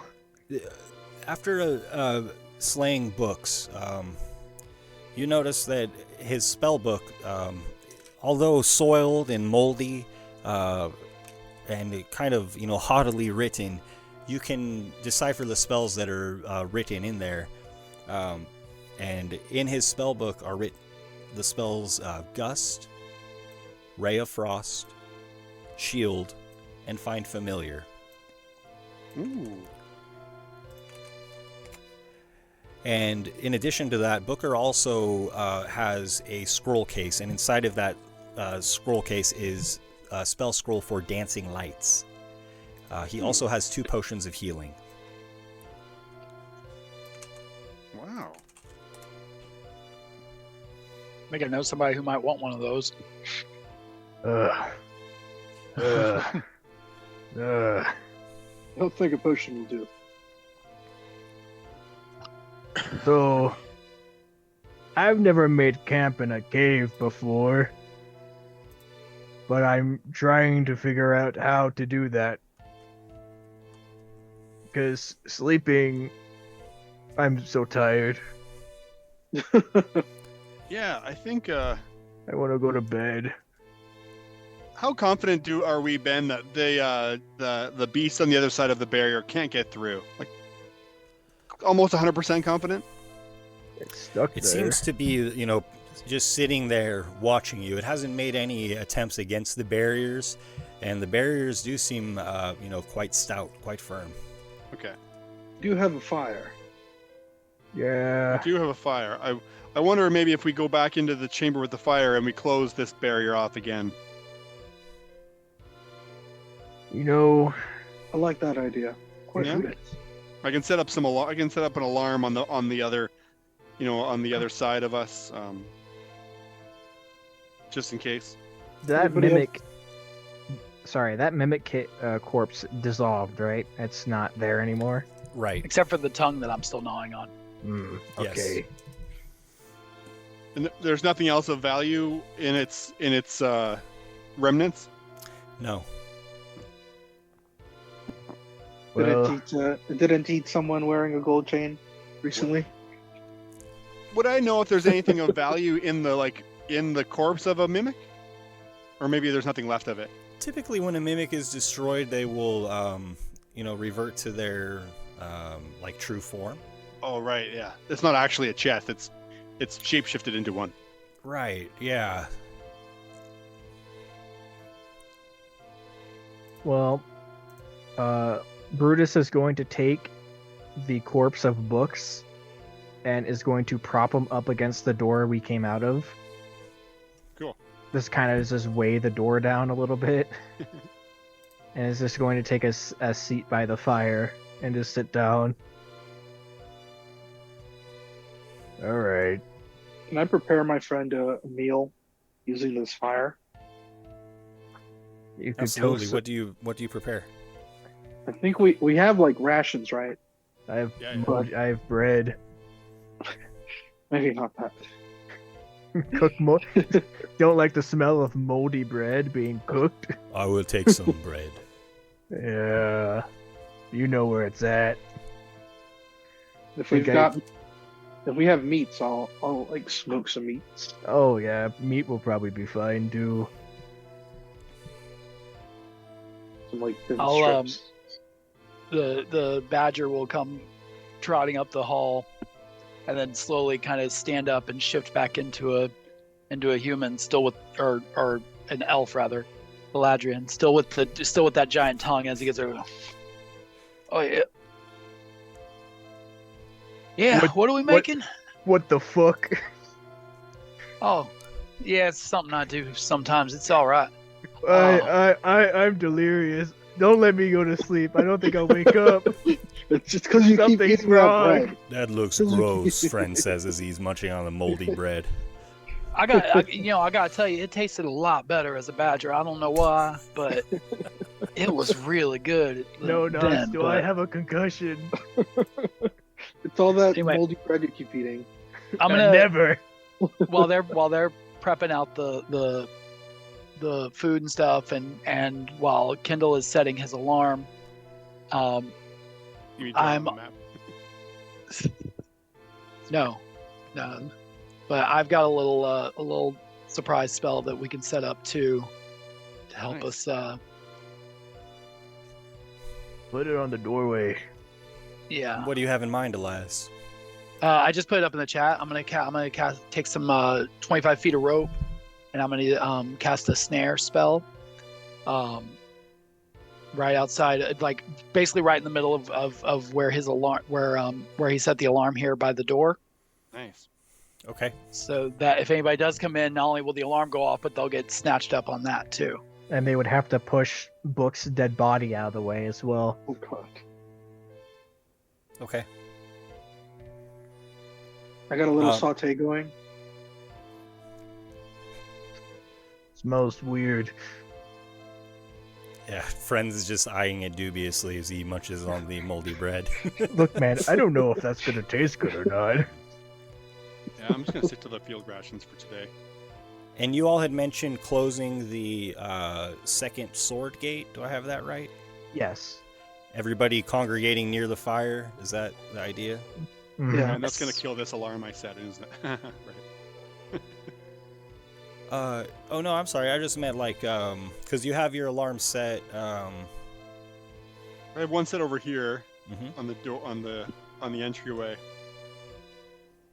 Then I also set one by where that bow and arrow symbol is. But if we close the gate, Right, I think right. it'll kill. Right, Well, it's fine. as We you don't have to learned. close that gate because the other one down there is closed off. I would like not to chance it. I'm kind of thinking the same thing, Brutus. Well, all right then. Let's just close it on up. It's okay. I can. It was a time well wasted. Okay. So we'll set we'll set this guy back to being neutral.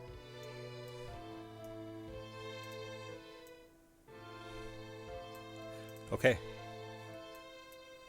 Oops.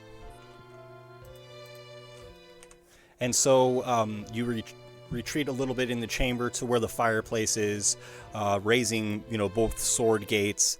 The cat-like creature just eyeing you curiously, its gaze fixed upon you the entire time. And that's a good spot for us to take a break here. We'll grab, food, drinks, snacks, whatever you guys like. Yes. And we'll be back in 10 minutes at 10 after. So Yeah, you're till tanking. then. I would have gone Moon Druid. We're back live. Pull this back live here. And Joel's having a donut for dinner. ooh. My wife made Right. some salmon and asparagus and artichoke, and she made some homemade mayonnaise for the first time we're trying that. It's actually pretty nice. good. It's just super sweet for some reason, but Do can't you complain. have like your own chickens? No. You just get eggs. No. Yeah, we He's in just get eggs. California. I want to Cool. avoid the vegetable and soy oils. So we made it with avocado oil and eggs. See how it goes. Slick, man. That's awesome. Nice. Yeah, it's funny. We had salmon too. I Oh, smoke nice. smoked salmon. Yeah. I'm on my 3rd hot dog. That's it, There man. you go. Do it. I'd like to get some chickens. They're not even very expensive, at least around where I No, live. they're 2 coppers, man. Yeah. The equivalent of 2 coppers in our money. I wonder how much an Yeah, electron really, pretty much. can get you a chicken's worth. I've heard people in the city that have chickens like in their backyard because you can hear everyone's in certain neighborhoods you hear roosters. Oh yeah. Some of our neighbors have them. We're not allowed to have roosters. In No, I don't certain think we're supposed to areas either of the here. county, but yeah. Yeah. All right. Well, excuse us, Mr. Lawful Good. Yeah. Don't let me catch you with any roosters, okay? What about the chicken in my bathtub? I don't know what's like there, but people here will try anything until someone complains. Yeah. You know. So the group of you have decided to retreat to the end of the chamber with the fireplace and make yourselves comfortable in the dungeon and begin to rest. After a friend says he'll take first watch. Very good. Who has second? I'll do the second watch. I wouldn't mind looking through this book from books. Yeah. Since And I'll only be down for 4 hours, so I can pop back up about halfway through and keep y'all some company too. Nice. There you go. Thank you. Thank you, Okay, guys. me, wizard, friend, Nox. Your friend. Okay. And Okay. so the group of you take your rest. Kendall, it is actually, you're studying this spell book and, taking notes, perhaps starting to transfer the spells or become acquainted with them. And you're just, perhaps seated against the wall near the fireplace, and you begin to hear mechanical sounds, gears turning, similar to when the levers were switched. And sure enough, you hear a loud clunk, and the walls just in front of you return to their original position, with the right one lowered. And that switch returns to its original position, leaning right over the sword. And you hear these mechanical sounds continue. You expect that these levers will reset. What do you do? Levers are gonna reset. All right. Yeah, and one of them, in fact, already has, lowering the the barricade here in front of you all. The walls are right. still between you and the beast, but those are likely to switch back to their original positions. So what? Just kind of jumping to that conclusion. I'm gonna come and stand right here, Ben. Okay. Actually, no. I'm gonna throw this one back up immediately. Once it gets thrown, I'm gonna put it back so that this door here closes again. This chamber. Okay. And you do so. So just to put it like it's straight, so that they're both up again. Sure. You leap over to the levers and, right that one so that it's straight up, and both of the near gates are raised. As you do, across the hallway, one of the barriers in front of the beast lowers, and it surges forward very quickly. Almost as you're flipping the lever, and then the wall comes up in front of it, and it kind of begins to, pace a little bit, backing up.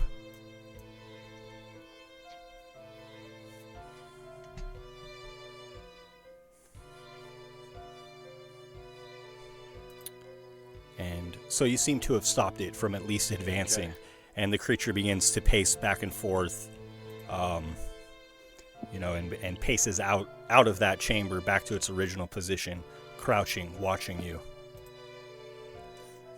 All right, and then when he does that, I believe it was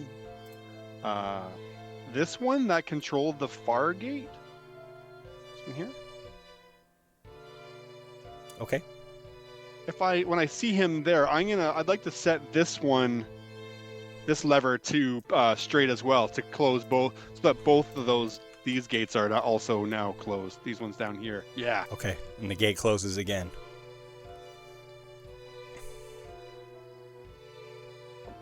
And I'll just kind of, instead of sitting in by the fire reading, I'm gonna now sit by.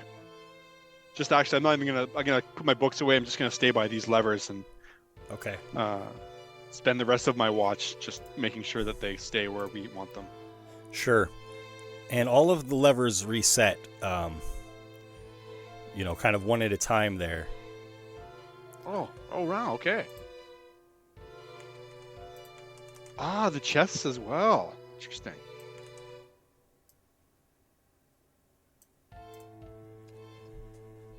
And so there are the walls that you have, re-triggered as blockades, and then the other walls that are back in their original position. How much time do I figure it was between when we threw them? And it's been a couple hours probably. And then there's been a watch. I'm on the second watch. It's been about an hour. A little bit longer than an hour. Yeah. Oh, okay. Into the watch time. Okay, cool. I was going to have you each do an hour shift since Elias doesn't, requires only 4 hours. That sounds good. Is what I was thinking. So it's been about an hour, and then those levers all reset to their original positions. Okay.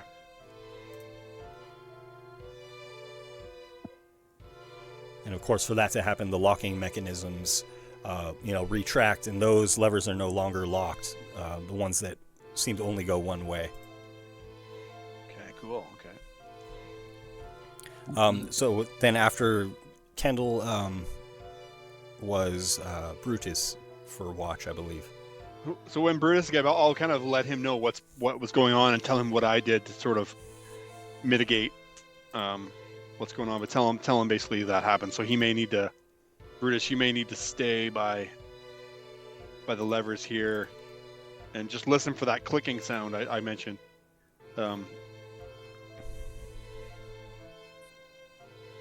Might be on mute, Bodhi. I can't hear you, bro. I will do this. Cool. I have faith in you, man. Yeah, okay. Okay. And so, just a few minutes after Kendall, relaxes and passes over watch duty to Brutus, you hear the mechanical clicks that Kendall had described. And you know that the switches are going to be resetting themselves. Brutus is going to prepare for this door to fly open by having a ball of bread in his hands, and as soon as that door lowers, he's just gonna throw it in that corridor and then close the door again. Okay. The door opens after sounds of mechanisms being triggered. And you have a moment that you can throw the bread through and then try to, trigger the lever again. As you're throwing the bread, across the room, another panel lowers.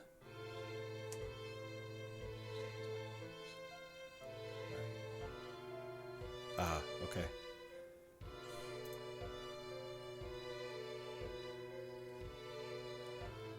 Sorry, I'm confusing myself with this trap. Ah, yes, okay. Wait, looking at it from this way which is left? Okay. And so this beast is rushing down the hallway quickly, towards the opening. And can you please make a dexterity saving throw just to try to, turn and flip that switch? And you can do so with advantage because you're ready for this. Mm-hmm. 14. Okay, and the wall, comes up again just as the beast is about to smash into it, but it stops, and its hot breath is, becomes large upon the glass or whatnot. Does the bread make it through? The bread makes it through, and then the cat-like creature squishes it and begins walking back the other direction quickly. Mean.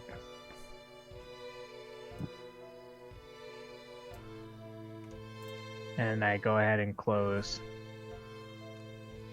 the other door. Okay. Pull that lever straight. So again, you have these barricaded hallways. Mm-hmm. And as it's winding down, Bruce is just gonna look at the weird cat at the end of the hallway and just wave, give like a solemn nod, and just no, not taunting it. He's not trying to agitate it. He's just saying hello.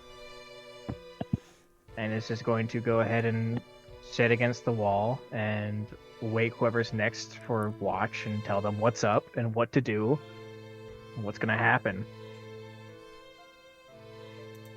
Next watch is No Knocks. No Knocks, wake up. Wake up. And you explain to No Knocks what has happened with the levers, and it will be a similar situation where one of the doors immediately lowers, and you'll have a moment to react to try to shut it again. Before that happens, Ben, can I try bringing like the corpse of the goblin into this left corridor? Oh yeah. Wait, we could feed we can feed it. Give him books. Yeah. You drag books into the left corridor and then close it off? Yeah. I'm trying to like at least give it something to like maybe snack on before it comes after us again. Okay. Nice. And so when the walls lower, you'll have a moment to react to raise it before the beast comes all the way down the hallway. But it does rush forward as if rushing for you. So you will need to make a dexterity save, please. Okay. And am I also prepared for this? Would I also Yes. get advantage or? Yes. Okay. Awesome. 1 second.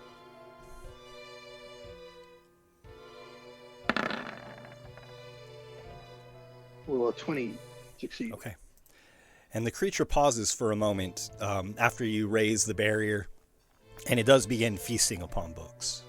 And it then begins dragging books back to the other side of the hallway.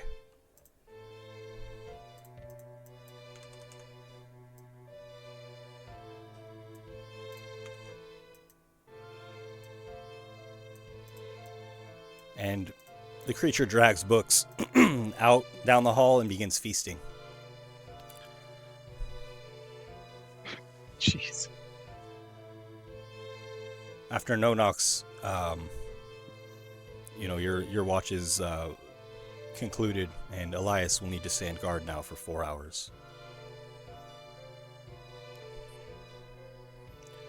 So it will be essentially, repeating pattern here.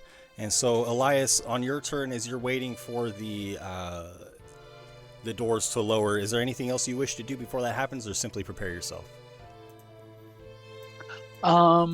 Just prepare myself. I'll scoop up a couple more little pebbles on the ground and just charge up a fresh batch of magic stones. Okay. So I have them ready to go. But that's it. Okay. As the walls lower and you attempt to raise them quickly, will you please make a dexterity save with advantage? Yes.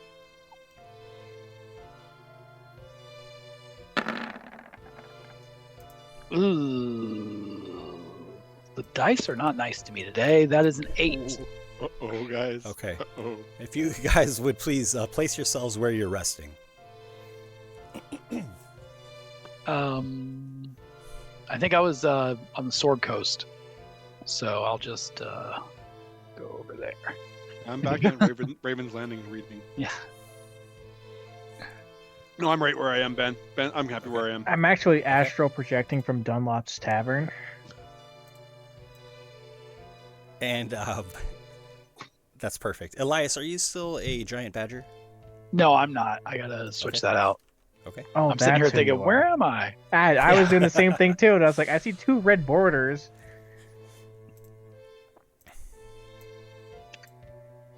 Okay. I guess I would have been right by the switch because I just tried to catch it. Perfect. The beast rushes through quickly. It is much faster than you reckoned, and you kind of fumble with the lever a second. It slips out of your grasp, and then you upright the lever just as the beast comes through, and now the barrier is on the other side of it, and the creature, the monster, is with you in the chamber near the fire. Everybody, please roll initiative. Brutus just looks at it. Please, don't do this. And I'll have the group of you just, like barely conscious, as whenever these clickings and sound of mechanisms happen, it is quite loud. Probably wakes up everybody for, at least a few moments, or disturbs your sleep enough for you to be aware of what is happening. And friend would also say, "Oh no," or alert you in some way. That's a 5. That's a 3. I'm at 11. Since I've been asleep for at least an hour, would I have a short rest? Yes, you guys have the benefits of a short rest at this point. Nice. It's 8 initiative for me.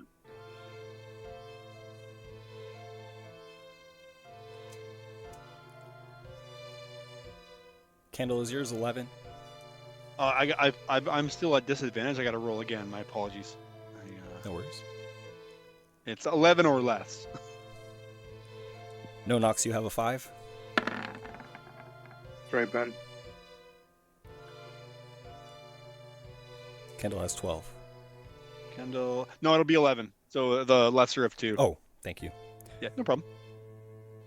Brutus Elias has 3. Elias, you have an 8? You would have benefited from a full rest, Elias. Nice. Yeah, you got your full 4 hours there. Lucky. And then Brutus, you're at 3?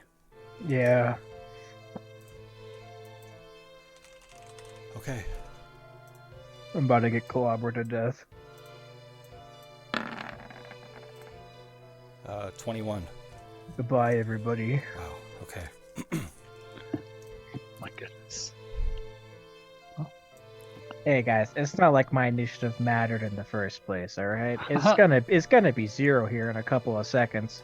And as the creature rushes forward, it seems to move quickly to the left, almost in a blink, in a flash, and then back to the right, as it almost appears as if there are 2 of these.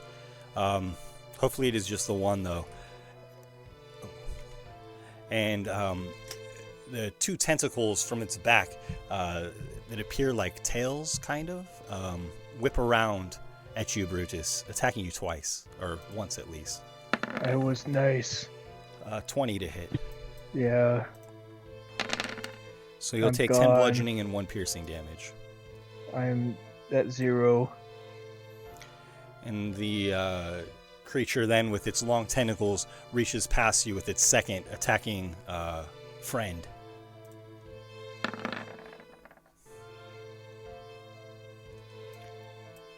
And everybody made use of healing potions and things like that they intended to during the rest? I didn't use anything. Yeah, that's what I was gonna say, guys. We had two healing potions that we found on books. Yeah, I thought we gave one of those to Brutus. I thought Brutus drank one too, but... Yeah, me too. No? I didn't drink them. You didn't? Okay. I think you probably did, dude. I don't think we would let you not.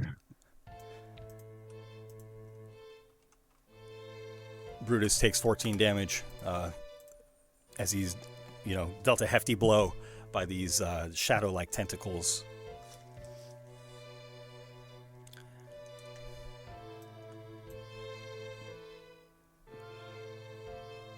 And then next is Kendall. I Kendall flips to his book really quickly. He starts recanting some words, and then a glob of goo kind of forms in his hand, and he chucks it out where this big beast is, and it's surrounded in a puddle of grease. I'm gonna get it to make a. I'll just bring it up in the chat. Sorry. Come on, scroll down. It is Dex save DC 14. 7. All right, he falls prone. Okay. And the spell, it lasts there for a minute. I'll just draw. Do you care if I just draw a square there? I have a template. Oh, you for have you, a grease template. Oh, no, I'm sorry. Oh, that's okay. I forgot. My bad. Under, in your right there. Library or whatnot.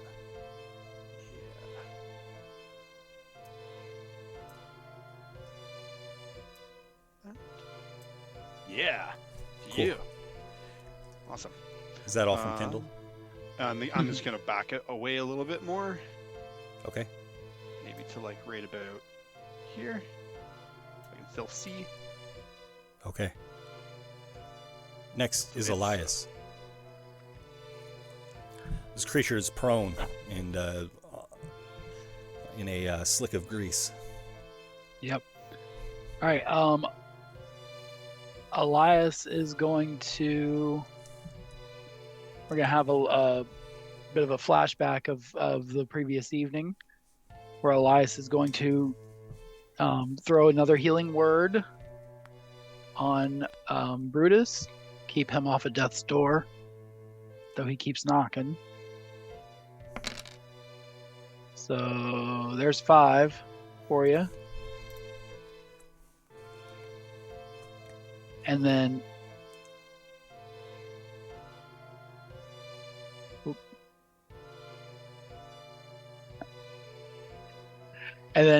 oh shoot. I deleted my thing by mistake, and now it's all black. I can't see. It's all right. I gotta bring out this guy. Oh, there we go. I got him in there. Because I'm gonna shift back. I'm shifting back into the Badger. Okay. And I'm gonna like cast the healing word and then shift in, and I'm gonna be kind of standing over Brutus's body, sort of defending him with this in the Badger form, and again, it's pre-action to snarl, right? Yeah, man. For days. So yeah. Okay. After Elias is no knocks. I just saw my friend go down for like the 5th time today, and I know he's getting exhausted. It's not good for him, so I'm gonna run up to him, and if he has a potion, I'm gonna shove it down his throat. I have 2 whole bottle. Yeah, I'm just kidding. Brutus has a potion at the ready, right? Yes, it was one of the things, because I am a guy who dies often. I'll allow you to take that off his person and administer that. All right. So does that? Do I have to roll, or is it max? Healing? It's max healing as an action. Right. Yeah. So it's 2d4 plus 2. 10. Yep, 10 hit points. 10. Pardon me. Okay, very good. After no knocks is Brutus. I get up. So 15 is my movement now. Half that to get up is I have like 5 left. I'm gonna go ahead and second wind because I need it. So we're gonna do a D10 plus 2. All right. Nice. So There now you I'm max health now. All right. I'm gonna go ahead and slash down at this thing. I would normally have advantage, but since I'm 3 levels exhaustion, I have disadvantage, so it cancels out for just a normal attack. Because it's prone. I'm gonna go ahead and slash once with the halberd. Miss. Gonna go ahead and action surge and try and stab this thing in the eye. Okay. For a 11. 11 will miss. And then I'm gonna move 5 feet away. And that's my movement. Good turn, dude.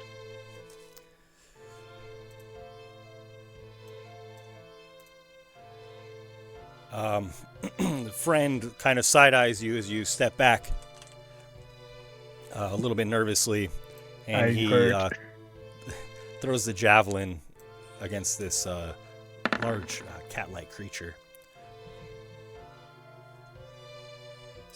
17 will hit. Oh, it's a ranged attack, though, so it has disadvantage because the creature's on the ground, right? Yes. Yeah. Tactically, friend would have known that. He would have moved up to make a melee attack. So I'm going to keep that same roll. Wait, no, it would have advantage then. He could crit. Oh, very good. Mm-hmm. He didn't. Hit the hit, dude. Hit him. Wreck him in the face. He does stab the beast for 5 damage.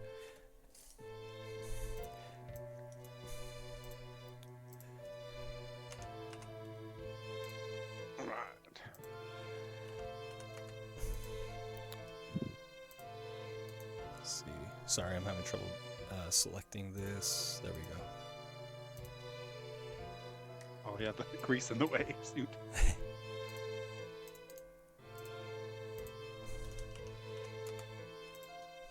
Okay, and the beast struggles to right itself on the grease and stands up. And it kind of looks back and forth between friend and the giant badger, and a tentacle lashes out at the giant badger.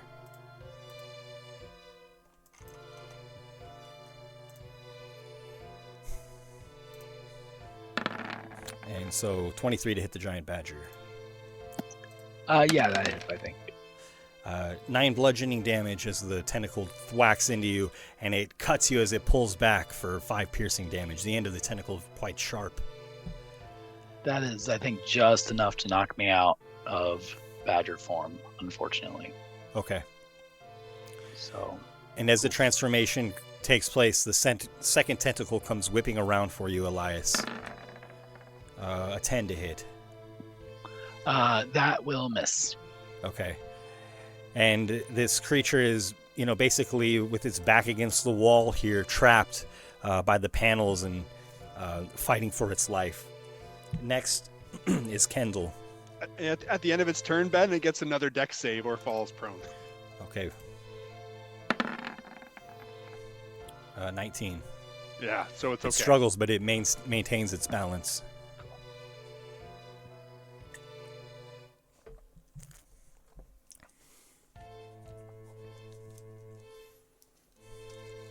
And go ahead, Kendall.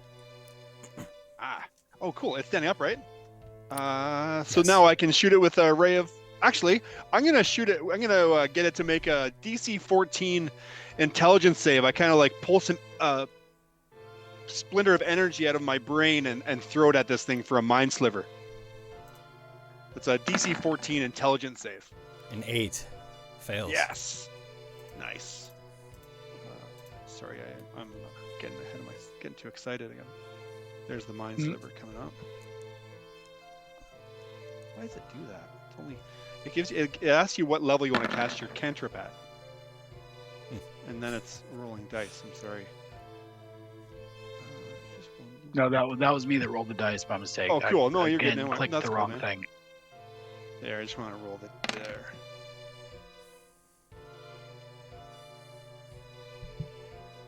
And it's going to be two psychic damage. Okay.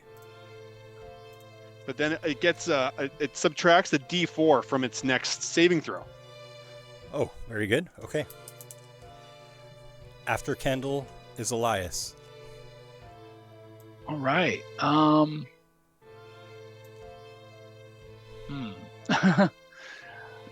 of got to change up my plan a little bit because no longer in badger form. I'm not sure that face to face with the creature is where you want to be.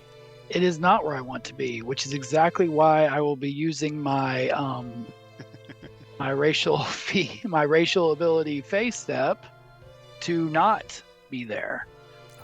And I will be bonus action just whoop right over here. And I will throw a magic stone at it. Because I did not pick a... Friend looks to either side as both of his allies have backed out, leaving him face to face with this creature.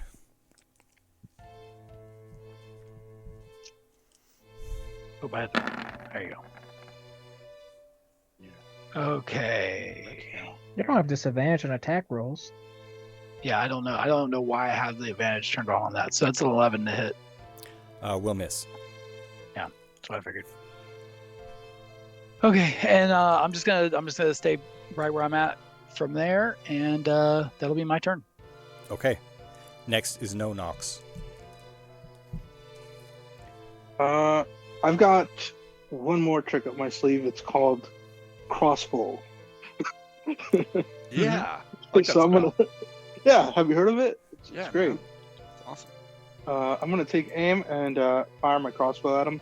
Okay. See how much he likes that. Ooh. Hiya!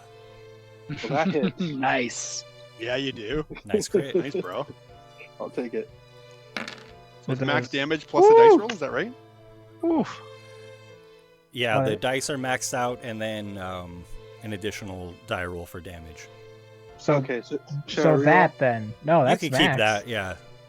Oh yeah, you did. If you want, or you can re-roll your damage dice, but it's your risk. It's pretty good. So 8 plus 2 is 10. I'm sorry. That is already. That is max. Yeah. Good one. Well played. So that's 16. Very nice. And, I think that's it. Okay. Then next is Brutus. Actually, if I can, I'm going to use my racial as a bonus action to use Adrenaline Rush. I'm not going to dash. I don't need the movement, but I'll take those bonus hit points. Okay. How many temp hit points does that end up being? So it's plus 2 from my proficiency bonus. Cool. Okay. Man, two is 2, dude. That's great. After No Nox is Brutus. Yeah, Brutus. Okay. Luckily, you don't have to move, man. It's in your reach. The fight is up here, friend. I know, but I can stab from afar. This weird cat in front of Brutus, it is backed into a corner. It does have nowhere to go. Could I discern if I were to open up that gate if it would leave? The cat has been waiting, biding its time to make its attack. It has not suffered a lot of damage, so to speak. Has not taken many clean shots yet. You would imagine a beast like that would, and kept here for the sole purpose of fighting whatever comes along, it would be unlikely to flee at this point in time. Okay. Brutus is going to move 5 feet back. I believe that's well within range. Brutus is going to move 5 feet back and look at friend and say, I'm not abandoning you, I'm just attacking from here. The tentacle lashes out at you. It misses. 16 to miss, okay. And then Brutus is going to strike forward with his halberd at disadvantage because he has 3 levels of exhaustion. And is going to try and hit it. An 11. 11 will miss. Okay, alright. This is bad. And it's going to end his turn there. Okay. Friend looks behind him. I am the only one here. I really am sorry.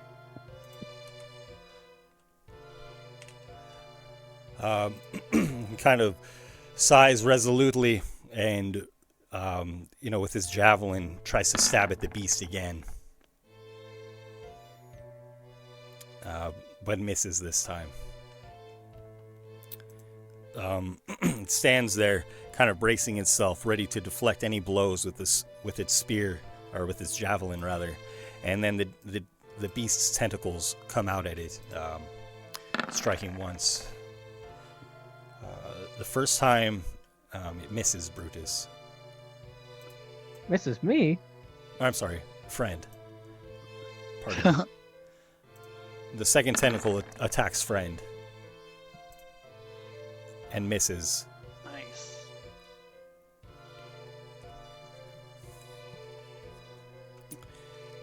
Okay. Next is Kendall. It gets another, at the end of its turn, it gets another dex save for the grease. Minus a d4. And subtract a d4. If it. Okay. 14 minus the d4. Yeah, it might matter. I mean, yeah, in case 11. Any other bonuses. Great. Yeah, so he falls prone again. Okay.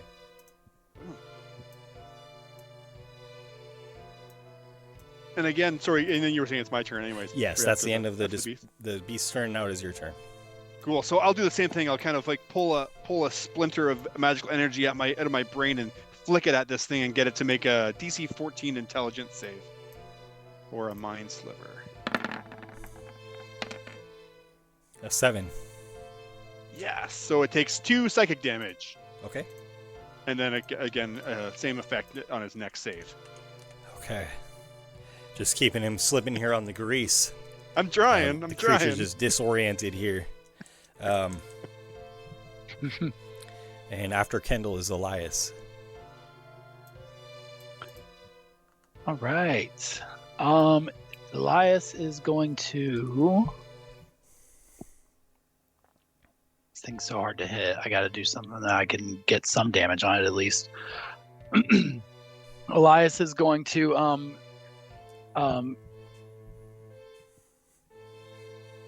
yeah, we're gonna go with that one. I'm gonna cast Ice Knife and hurl that over at him. But I'm gonna aim like sort of like down to the bottom corner side of him there, so that the explosion does not hit Brutus. Brutus? I mean, not Brutus, but friend. Look, I know we're both Brutus a is getting bugbear, guys. replaced. Just kidding. If So it was a 14 to hit. Will hit. Okay, great.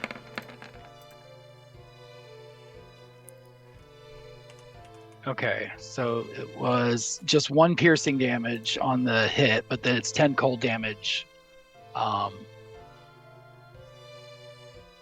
It's a save. What's the save? A dex. Dex save. Minus a d4.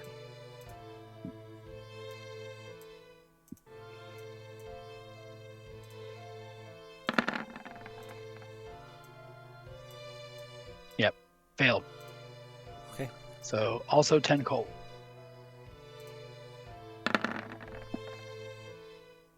And Brutus succeeds on the save. What? Hey, now. I'm sorry, friend. Guys, stop! I'm over here. I'm sorry. I think, you know what? This is good. This is good. I'll use this. Don't worry. And Ben, that would technically use up the penalty from my mind sliver, so I crossed that off. Thank you. And that's full damage to friend, right? It's not half on a save. I mean, What's it's that? not half on a fail, or on a... Never mind. Must make a dex save or take the damage. Yeah. I was trying to throw it like over to the side here because it's only 5 feet out. Thank you. So I was trying to kind of close it off from friend if that was the possible. way it's at all. worded, it would be every creature within 5 feet of it. But he did succeed Every on the 5 feet save. of the So target. Okay. Yeah, and the creature is the target as opposed to the space. But yeah, he did save, so he takes no damage. Okay, very good. Right. Perfect. And will that be all from Elias? Yes. Yeah, that's gonna be it for now. Okay. Next is no. Not much. All right. Is it still prone? Yes. Yeah. Okay, so my crossbow won't be too much help. Sorry, guys. No, thank you. Yeah, Yeah? that's. I need it. I know. I'm trying to keep him on his back to make him easier for you guys to hit in melee. I think I still have enough movement to get within 5 feet of him. Nice. So 1, Very good. 2, 3, 4, 5. Just barely. So, 1 second.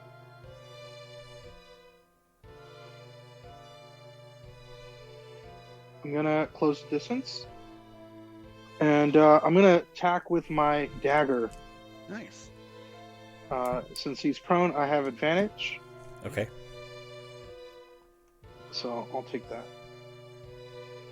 Oh, I don't have it. Sorry, I don't have it set up as an attack because I didn't think I'd ever use it. Just drag a dagger into your sheet. You can just do a roll of d20 and add your. Yeah. All right, I'm gonna go 1d20 +4 from my dexterity and proficiency. Okay.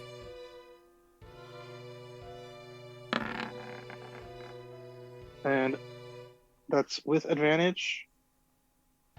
So let me roll it one more time.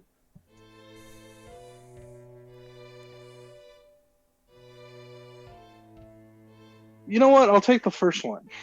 15. Will 15 hit? As you strike, so this was with advantage, right? As it's prone, yes. Okay. It seems to almost like blink and is suddenly next to where you stabbed, and it will rule out the advantage, but you're able to kind of turn your knife at the last second and still strike it. Awesome. So that'll be 1d4 + 2.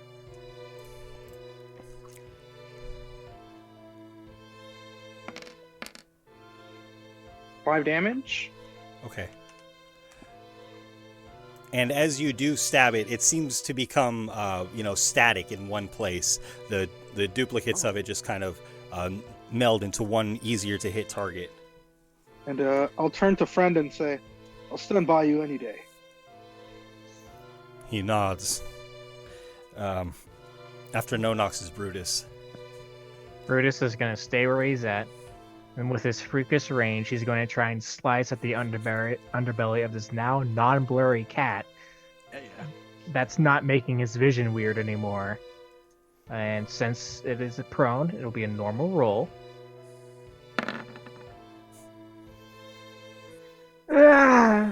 Okay.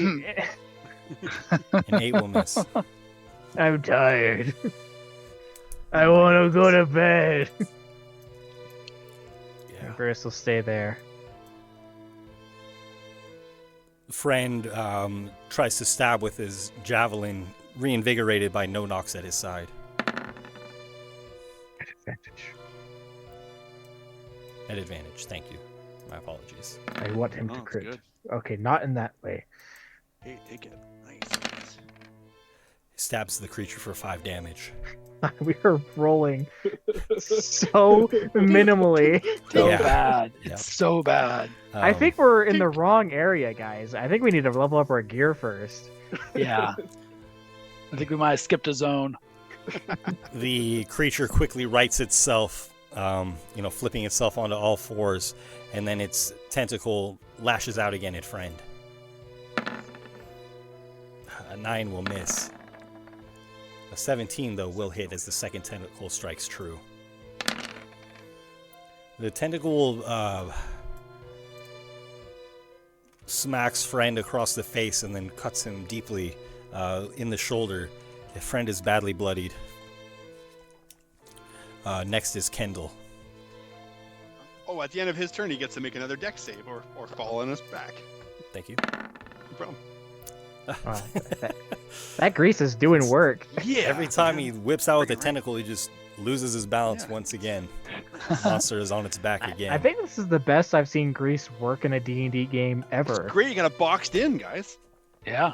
Again, Kendall pulls a sliver of magical energy and flicks it at this thing. an DC 14 intelligence save.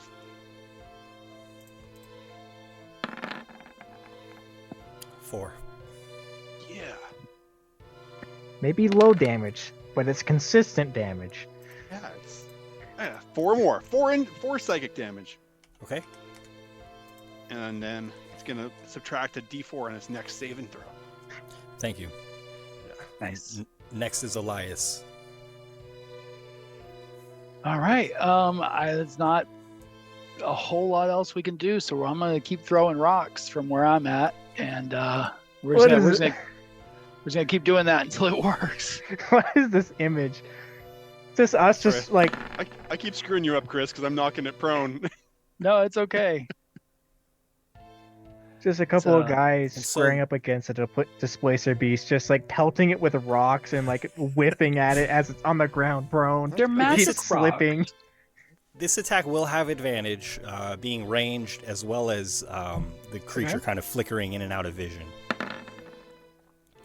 Nice. Okay, this will hit. Okay. Oh, nice, Great. man. Look at that damage. That's 3 points of bludgeoning damage. It's gonna pelt this thing to death with rocks. Is it looking hurtish, Ben? Yeah, Ben, are we killing the monster? Or am I just pissing it off? The monster tries to catch the stone in one of its tentacles, but bludgeons the tentacle badly. This beast is not yet bloodied. Yeah, I figured. It's just covered in grease. Absolutely is. It's covered in grease, pissed He's off. not bloodied, but he is oily. It's all yeah, don't wrestle him, guys. Yeah, I don't have anything else. I could wild shape, but I can't even get to him right now. So I'm just gonna keep throwing rocks at him. It's good, man. No knocks. Should I set the fire? Says friend. All right. You step back, and no knocks. It is your turn. I'm gonna try to distract this thing.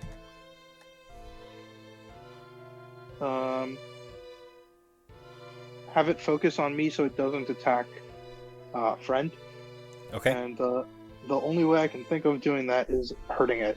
So I'm gonna pull back again and attack with my dagger on its soft underbelly. Okay.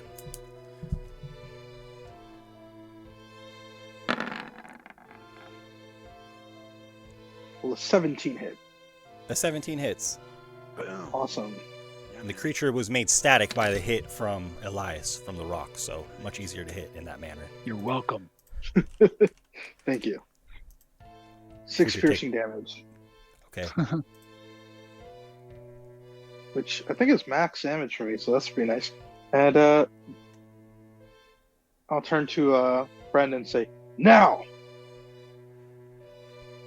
Step back, he said. He warns before acting.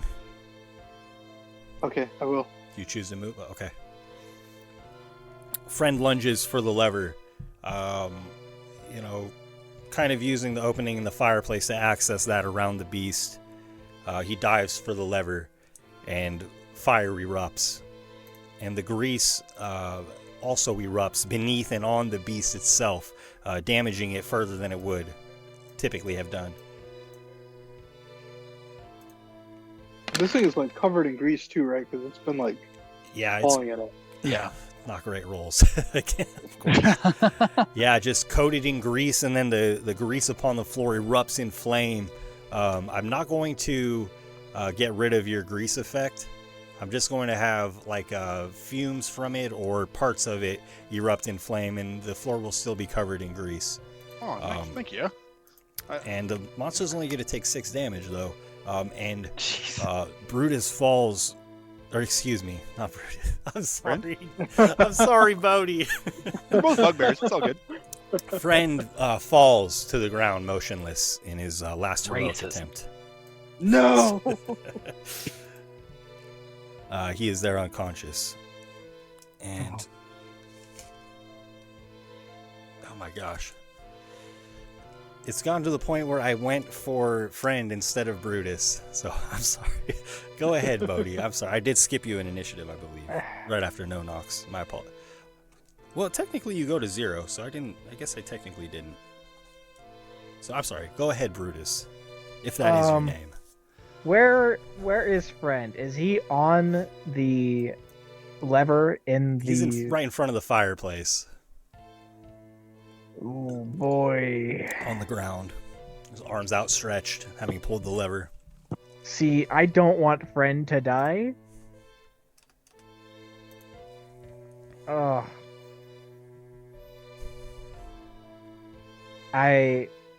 This thing is not bloodied at all. It is now on fire, which helps, but we are doing absolutely nothing for damage.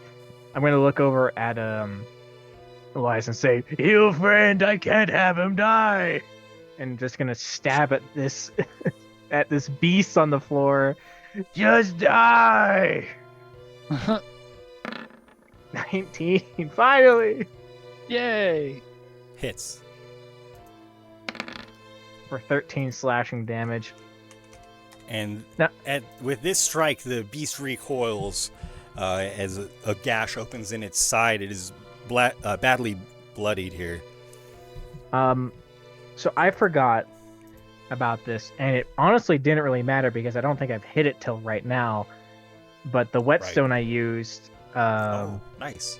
I don't think I ever used the damage from that. No, you did it before. Yeah, you can use the damage from it. Sure. I mean, I could have done it during my little rest, my watch. I mean, it's just a D4, but every bit, as we learned, every bit helps. So an extra 4 damage on top of that. As I'm using the whetstone that this guy dying in this fire, grease that is on fire, gave to me. And I'm like, I can't let you die, friend. And that'll be it. Okay.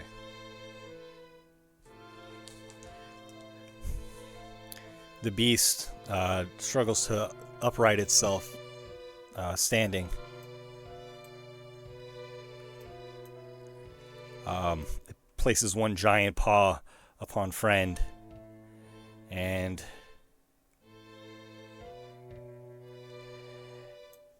it steps forward, trying to. Does it need to make a save if it moves at the end of its? If it ends its turn there, at the end of its turn. So okay, it is if it going gets out of the grease. Yeah. Sure. Yeah, it tries to get off of the hot grease beneath its feet, leaving the grease behind it now. And its tentacles whip out at no knocks. A 9. Ben, how did you miss? 14. That'll hit. Hey. Okay. The tentacle slams into you and then slices you as it pulls away. You'll take 5 bludgeoning and 2 piercing damage, please. Okay. And this beast, bloodied, dripping in grease that still, ignites a bit from the leftover magic, stands there before you, Kendall. It is your turn. Oh, this time I manifest a ball of icy energy and just wind up and throw it at it like a snowball. Okay. Hurling a ray of frost at this thing.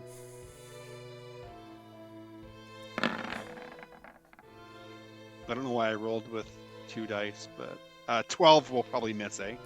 Sure, the ice shatters against the wall, harmless. And then I'm just gonna take a step. Okay. After Kendall is Elias. Elias doesn't have any spell. I'm gonna throw another rock at him. I'm not ready for this. Hit him. Yep, good hit. Dirty 20. Oh yeah, do it, man. 4 bludgeoning.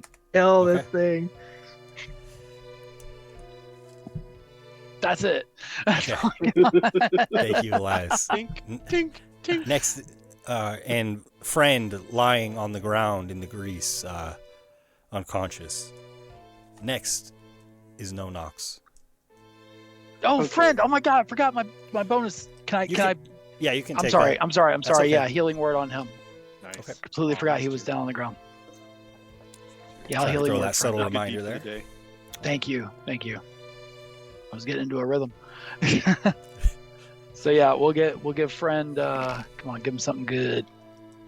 There we go. 7 hit points.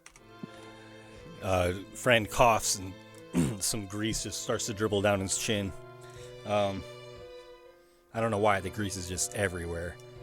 It's bad in here. That's what grease does. After Elias is No Nox. Okay. Friend doesn't get a turn? Not yet. Is this thing blurry or is it like solid? When Kendall's when Elias's rock bludgeoned it, it became static and has only one form currently. Okay. So I still have my dagger in hand.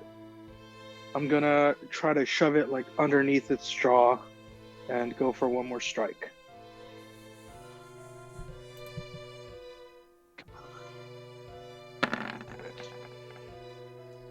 Well, 15 hit. Hits.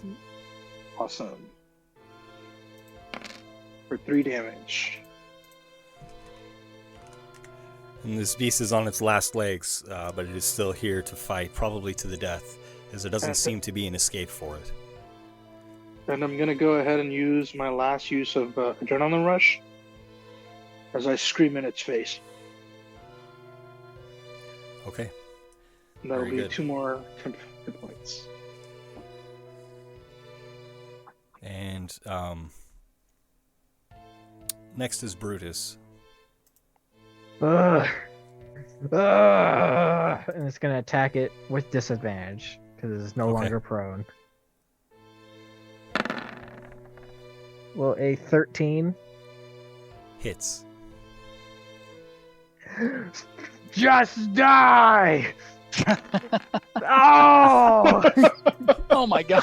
Oh no! 4 for the damage roll. Come on! And that blow should have felled this beast. It should have slain it outright, but the fates or luck are against you, your party today, and the strike does not deal as much damage as you would have thought. Well, it's because you said it's on its last legs, but did you see how many legs this thing has? Exactly. Friend stands and tries to stab the creature with its javelin. Just kill it. No! Missing. This is the most durable monster in this game. Now, with the grease, does Friend need to make a save or fall prone? He sure does. Okay. Yeah. DC 14 deck save. Oh no! Yeah, he just slips, but holds his footing as he kind of jabs his javelin into the ground to stay himself. So messy. And the beast, its attention now split from the front and the back, turns angrily and strikes at Friend. Oh, a 9 misses. Oh, but it should have advantage on that hit. So a 19 will hit. Wait. Advantage because Friend is prone. No, it's not. Oh, no, he's saved. He's saved. Oh, I'm sorry. Thank you, guys. I have the token turned sideways and I was in autopilot. I mean, I assume it's fair to say if a spell doesn't have concentration, it lasts until it goes until it's done. Like I can't cancel a spell. Right. That I'm not concentrating on. I think that's my understanding. Right? That makes sense, right? Yeah. Yeah. So the second attack does hit, and Friend is dropped to the ground again, unconscious by the beast. The beast roars and hisses, turning to confront No Nox and Brutus. But Kendall, it is your turn. I'm gonna pull a sliver of magical energy out of my brain and flick it at this thing. Okay. Get him to make a DC 14 intelligence save against my mind sliver. Oh, a 12. Roll a 14, get a 12. Okay. So close. Yeah, I feel like my odds against that with that are better than my attack rolling against this thing. Oh, For God. one, Tell one me it's psychic dead. God. Is it still alive, Ben? I'm melting this thing like 1 point at a time. And as Elias said, this creature has many last legs, and it retains some of them still. Oh. Next is Elias. Ben's fucking with us. He's just putting like 1 extra hit point after each hit. It's like, how many times do they have to hit him before it'll die? Oh, man. So sloppy. Please. 25 to hit. Holy with a crap. magic stone. Oh my god. What are we doing? Sorry, guys. This is hilarious. How, dude? How? Stop! Strap in, boys. It's going to be a late night. And the creature seems to have 3 last legs left. No! No! After Elias is no Nox. If Elias hit it with an attack, I'm gonna go ahead and do this and try to do the same. Yeah. Right. Thank you. Okay. Slashing at it one more time with my dagger. Hopefully. 15 will hit. Come on. 4 damage. And with one last swipe of your dagger, you cut open the chest of the beast, and blood flows. It is slain. Man, it's literally just me repeatedly stabbing this thing like it's dead, and I'm not stopping. Guys, we hit that thing 22 times. And then Ridiculous. we're not quite out of initiative yet. Friend is on the ground, and it is Brutus's turn. Can anybody do medicine or? Brutus. He's just gonna give him a healing potion. This man fought so valiantly with us. Yeah. He put his time in, okay? He deserves a little treat. Yeah, fair enough. And the bugbear on the ground sputters and looks up and nods, satisfied. Friend. Oh, my lord. That took so much. And we will break from initiative. As the beast is defeated, all visible threats have been dispatched. Let's well done, guys. Let's go to sleep. Guys, I think I broke my clavicle.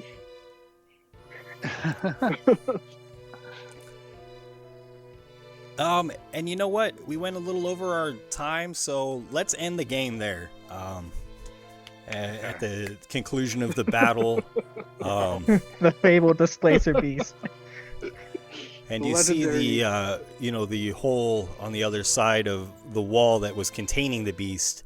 That friend has explained that is the exit. The hole is the exit. And we'll get back to that and see if you guys decide to revisit maybe the chest that is now available, or if you just book it to get out of here while you still have a chance. But we'll find out next week. I want to thank everybody for hanging out. Thank my players, of course, as always. And if you want to join our community, you can join our Discord, the Heroes Era. I think you can join it. It's there's a link to it here and in the description of our videos on YouTube. So look below on Twitch or in the description on YouTube. Of course, please like and subscribe, and then we'll be back next week with another game. And until next time, the adventure continues. Good job tonight, guys. Thanks.